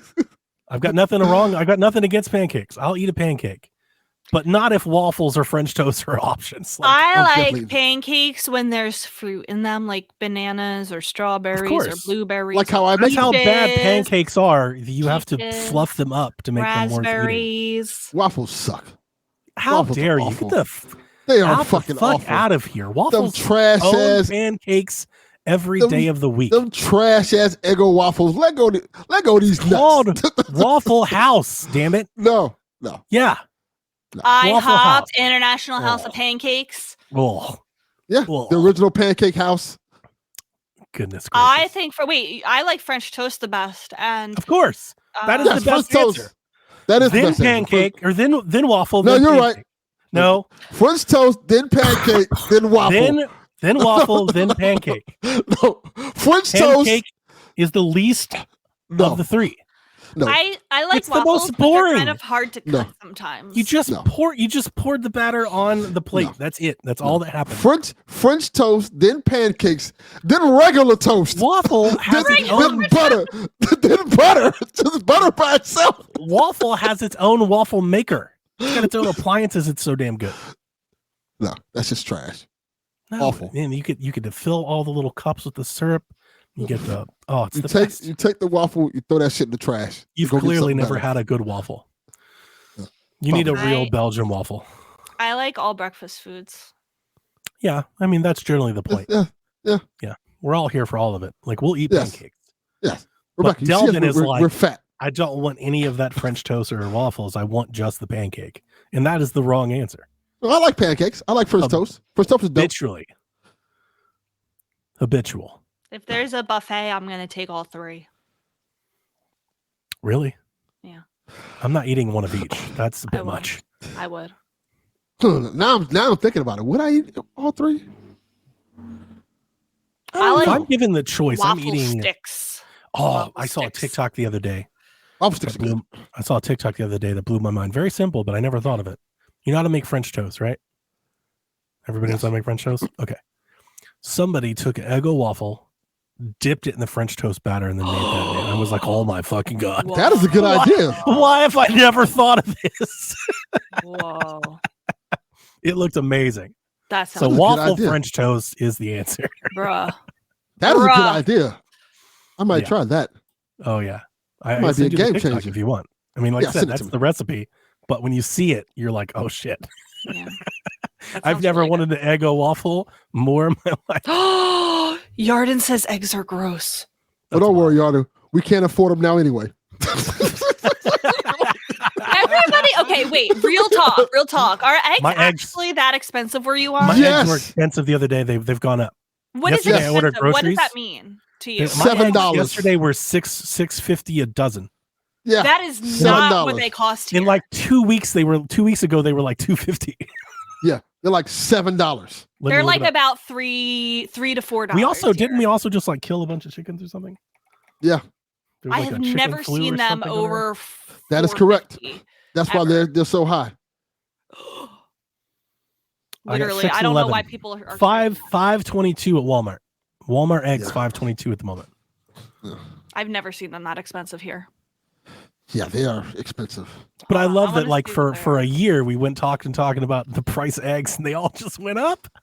Yeah. And they're going to stay going up. So now what? What's the line now? What do they move the goalpost to now? $4.59 at my grocery store right now. Yeah, because the bird flew. That's why. What are they going to move the goalpost to now? I don't know. For That's a dozen. question. $4.49. Saw a TikTok. The lady said, "Why is gas so expensive? I thought if we let you guys do fascism, gas would be cheaper." I thought if we let you guys do fascism, we got cheaper gas. I thought that was the deal. They reneged on it. It's more important to tell federal government employees that they need to take out their pronouns from their email bios, from their email signatures. Don't you guys see how important that is? They're coming after you, pronoun people. Yeah. They're coming to get y'all. Yeah. Anyway, move to Pennsylvania. Eggs aren't that expensive. Yeah, but it's Pennsylvania. I'll take the eggs. Like, I'll pay a little more. Yeah, you know what? I live in Miami, and Miami sucks. It's pretty bad when considering moving to New Jersey sounds like a good option. Wow. Facts. You were in bad place. You're like, who's got this? Jersey's got it going. Yeah. Like you were in a bad shape. There are hope. Because of a bird flu? Birds fly all the time. Who said that? Hyrule Laureate. Yo, I want you kicked off the street. What the fuck was that? Mods. Guilty. Somebody take him out. I think it's kind of funny. You would. Anyway, Jared asked a really good question. How many first-party launch games do you think the Switch 2 will have? I think it'll have one large first-party launch game and one smaller first-party launch game. Similar to how the Switch 1 had. It had Breath of the Wild, and then it had Snipper Clips. So I think it has 3 to 4. And the reason I say 3 to 4 is if there's like a small indie-ish something that Nintendo's publishing that technically makes it first party, then I'll say 4. If That's not, what I was thinking. 3. I think it's Kart, Metroid, and something else. Wow. That's what I was thinking. That would be great. I mean, it's not too often that more than one first-party Nintendo games release on the same day, so launch day is very exciting for that. Think like having two brand new first-party games to play on the same day. The only thing that gives me pause, and would you guys count it this way? Like, what if they have like one out day 1 and then they have another one out like day 15 and day 30? Like, I could see something like that. I could see them spacing out. I think that's likely. Yeah, that's fair. I think that's launch window. Like, yeah, first 30 days. Yeah. I do think day 1. I think we're gonna have it. I think we're gonna have at least 2, and I think maybe 3. Because I think people are gonna buy all of them. I'm gonna say 4. Because one of them is going to be the one that's going to show off the new things the Switch could do. That's what I was thinking exactly. Yeah. Like one other thing. That's kind of where my head is. Like a party game, a mini, like something. Yeah. Something else will be there. I think it'd be Kart, Metroid, and that. And then like maybe like a Breath of the Wild remaster or something. That's what I'm thinking. Something like that. I think people will buy like all of them, or the majority of them. 100%. I know Rebecca doesn't agree with me on the Metroid thing, which makes sense, but I wonder if they're thinking if they could put in Metroid next to the system launch, if that'll juice the numbers. And I think it will. A lot. I think it will too. I think if you can sell the Switch 2 and you put next to Metroid, I think Metroid will easily go over 5. I think that's a very smart idea. That would make me very happy. And I think maybe that would be my guess. I think that's what they're going to try to do. And if it doesn't, if pairing it to a new console launch doesn't sell Metroid, then you're in a world of trouble. Yeah. I just worry that people would only be able to afford the Switch 2 and one game, and they would pick Mario Kart. There's definitely those people, and I'm definitely not gonna like the people can't afford everything. Video games especially have taught with me like the last 10 years or so. People can afford this and then some. Like exactly. Like, we got people out here buying $2,500 Nvidia cards and $750 PlayStation Pros, and they're flying off the shelves, and people can't get enough of them. Like, I think they'll be just fine. I think there's a lot of people that are just going to buy them all. Yeah, people say they broke, but whole lot of buying going on. Yeah, Everybody got an iPhone. Right. Yeah. And not the old one either. Yeah. Finally, Jason asks, what's your preferred way to watch a Nintendo Direct? A, by yourself so you can take it all in. B, with close friends or family. C, off camera but posting and reading social media as it occurs. Or D, on camera talking to subscribers. E, letting Donnie tell me what happened. Delvin, you don't watch Nintendo Directs? I don't watch any Direct. Nintendo, PlayStation, none of that shit. What? Watches Donnie Direct. Yes, Donnie. Wait. You don't watch Nintendo Directs? I don't watch no Direct. Like, my Direct is Donnie. Oh, Donnie said post. All right. I never knew this about you, and honestly, I think a little bit less of you because of this. How do you not get hyped about Nintendo Direct? That's what drew the line. That's what is drawing the line. Nah, I get so hyped for Nintendo Direct. It's like Christmas to me. I get so Rebecca, excited. That's us. We are those people. Delvin is not those people. What? Yes. That's his role in the podcast. I didn't know that there were people like him. Yeah. I'm a normal person. People. Yeah. I have a job. They're like, hey, the Direct is going on at 2:00. I'm like, I'm at work. I have like things I have to do. I can't just watch the Direct. I like, if there's like a 10-minute trailer or something, I'll like go to the bathroom and like try to watch as much of it as I can. I did literally cry at the Direct with Echoes of Wisdom. I literally cried. I like need to see the Direct. I love it. I've done all of these things. I have watched it alone. I have watched it while writing for Twinfinite and writing articles while watching it at the same time. I've watched it with family or friends. I've watched it and like kind of kept up with social media. I have watched it while, live on Twitch. I've done all of them. My preferred way is probably by myself and scrolling social. That's mine. That's my favorite. I prefer to watch it by myself, and then I either post on our socials and or Discord, like being a part of the Discord conversation while it's happening. I don't like doing it on camera so much, only because it's really hard to pay attention to all the details. Like you're missing anything that comes out, because even on socials, you get a lot of information that's like not included in the Direct. You'll get like either release dates or like promos or editions or collector's editions. A lot of times they don't cover those in the Directs. It's just kind of happening while it's happening. Mm-hmm. And then like while I'm on stream, especially if I'm talking to the chat or responding to questions in the chat and stuff, you miss details that's happening in the actual Direct itself. Which is why I've also never liked, that's a big reason why I don't like playing games on stream, is because I'm always paying attention to the story and the cutscenes and whatnot. Yeah. I don't like to pay attention to something else while I'm playing games. So look at PSP's community. All you gotta do is just sit there either in the chat or the PSVG chat. Somebody's gonna post all the shit you need to know, and they're gonna consolidate it for you. And that's follow Wario 64 with notifications on. There it is. You'll see the whole Direct.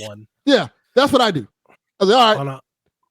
We don't really use our Twitter anymore, but like I am doing our Blue Sky, and when these Directs happen, I'm always retweeting either articles from blogs that I like, if not Nintendo directly, if not Wario directly, it just kind of while it's happening.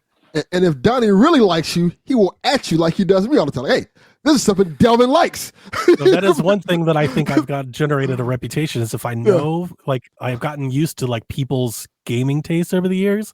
And if something pops up that I think a person, I'll just tag them in the announcement. I'm like, this one's for you and this one's for you. And that makes it even better.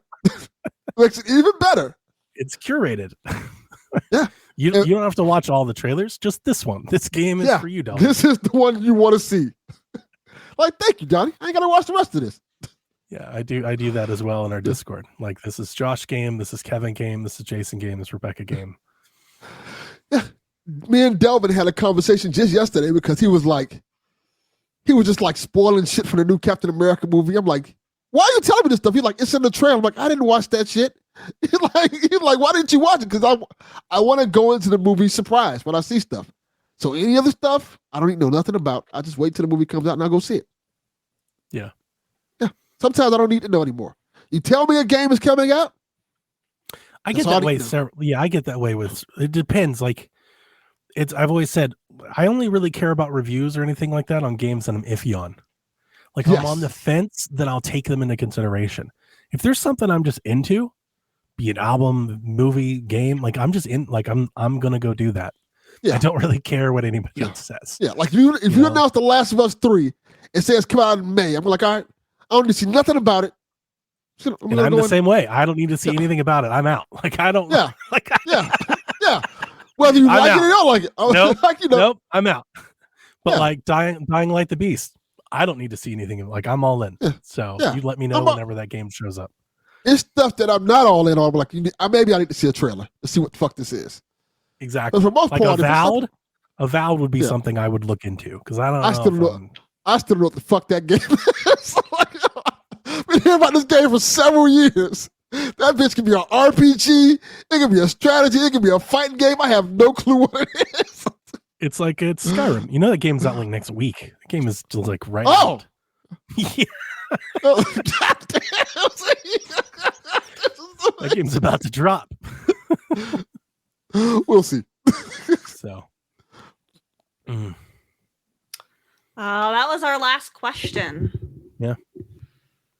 I bet Perfect Dark's going to come to Switch too. Oh, it definitely is. Perfect Dark. Then there's a new one, right?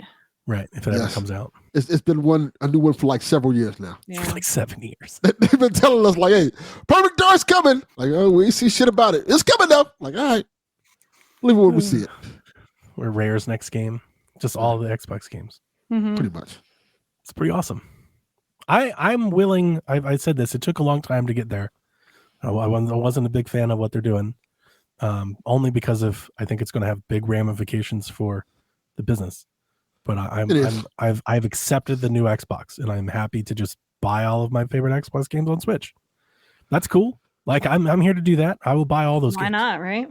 Might as well. I mean, we had a lot of people that are like, "You're going to buy the worst version of Gears." I assume that Xbox will, or that the Switch 2 will play Gears just fine. Yeah, I think we're going to see a lot of better performance on the Switch 2. I feel like that's going to be less of a complaint, with the new console. Listen, play Gears on 360. It's got to be better than that.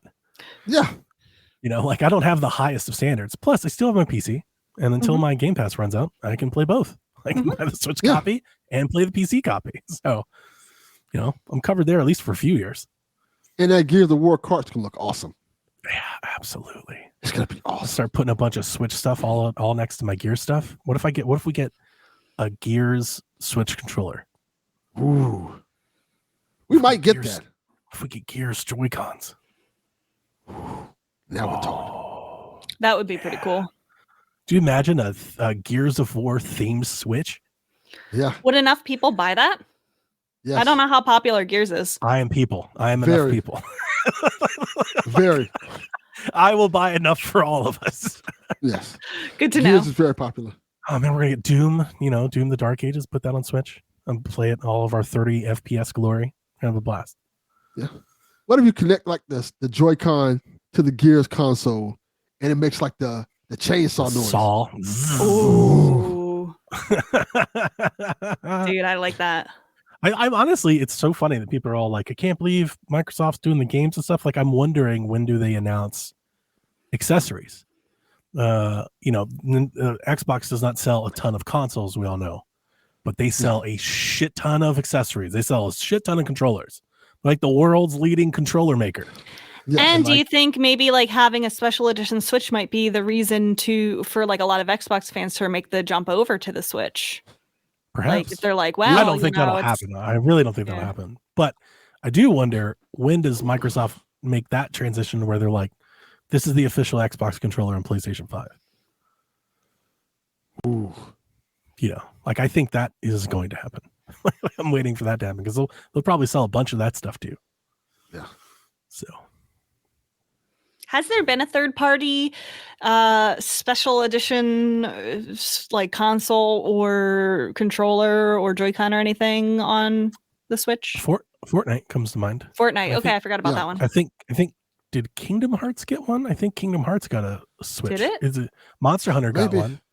Monster Hunter, I don't really count as third party, even though it is. I know it is, but she's like, Capcom is. Monster Hunter is like I know. I just think of that as like a Switch game. Kingdom I get Hearts okay, that counts. Switch. I thought it got one. Maybe I missed. I'm checking right now too. I know it got a PlayStation. There's a Kingdom Hearts PlayStation console. I do. Wait, see Hyrule a asked Kingdom literally Hearts the same Switch question collection. as me.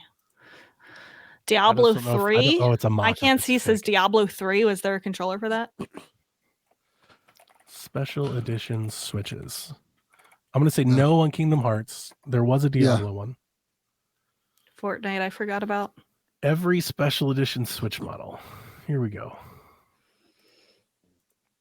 Or just controllers, Joy-Con. Trials of Mana got one. It did?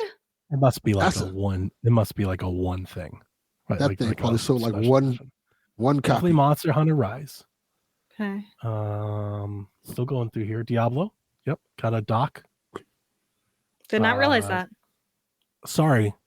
Was thinking Kingdom Hearts. Said Kingdom Hearts. Meant Dragon Quest. Dragon Quest. Oh Okay. yeah.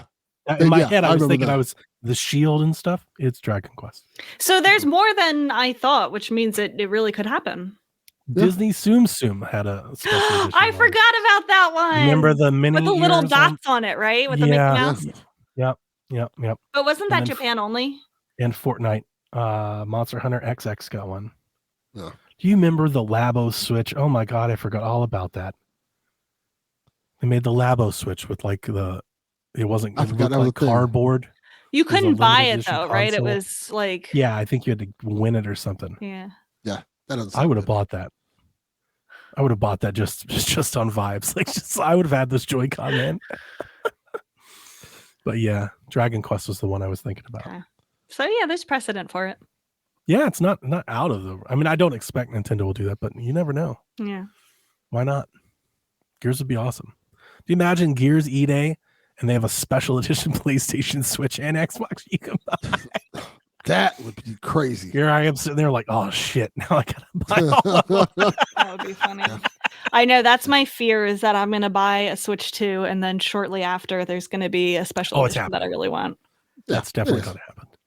What do you think? Oh, here we go. What's the first special edition Switch 2? Mario Kart. Oh, that's a good question. Good I was point. gonna say that too. No, hang on. Are we thinking? I mean, like real special edition, not like just in the box with a different color Joy-Con. I mean, like with a design on it. You Pokemon. still saying Mario Kart? Okay, Pokemon. I'm gonna say Pokemon too as well. Pokemon works. Yeah. There's been like 3 special edition Pokemon Yeah. consoles or controllers or whatever. Let's Go, Sword and Shield, Scarlet That'd be my Violet. guess. Yeah. Pokemon or Mario or both? Yeah. Because you know they'll do a Mario something. Yeah. Where are you going? All right. He's very antsy, my cat. I'm gonna have to play with him extra today. He's very antsy. That'll do it. That was our last question. Oh, a Metroid one would be cool. Like a Metroid Prime 4 one. I would Yeah, love that'd that. be cool. I would probably get that if it was a good design. Mhm. All right, that's it. No more questions. No more news. I'm gonna play more Hello Kitty this week and let y'alls know how it is. I'm also gonna try out Ridge Racer. I think. Ridge Racer. Yeah. It's fun. And anything else? Bye, Felicia. I hope you guys feel better, especially Donnie. I know that you're not feeling well. Thank you. Drink lots of fluids, play lots of good games, and rest up. We'll see you next week. Peace. Whenever you're ready. Bye. All right. This is Frederick from Fire Emblem Awakening. And I forgot the line already. What?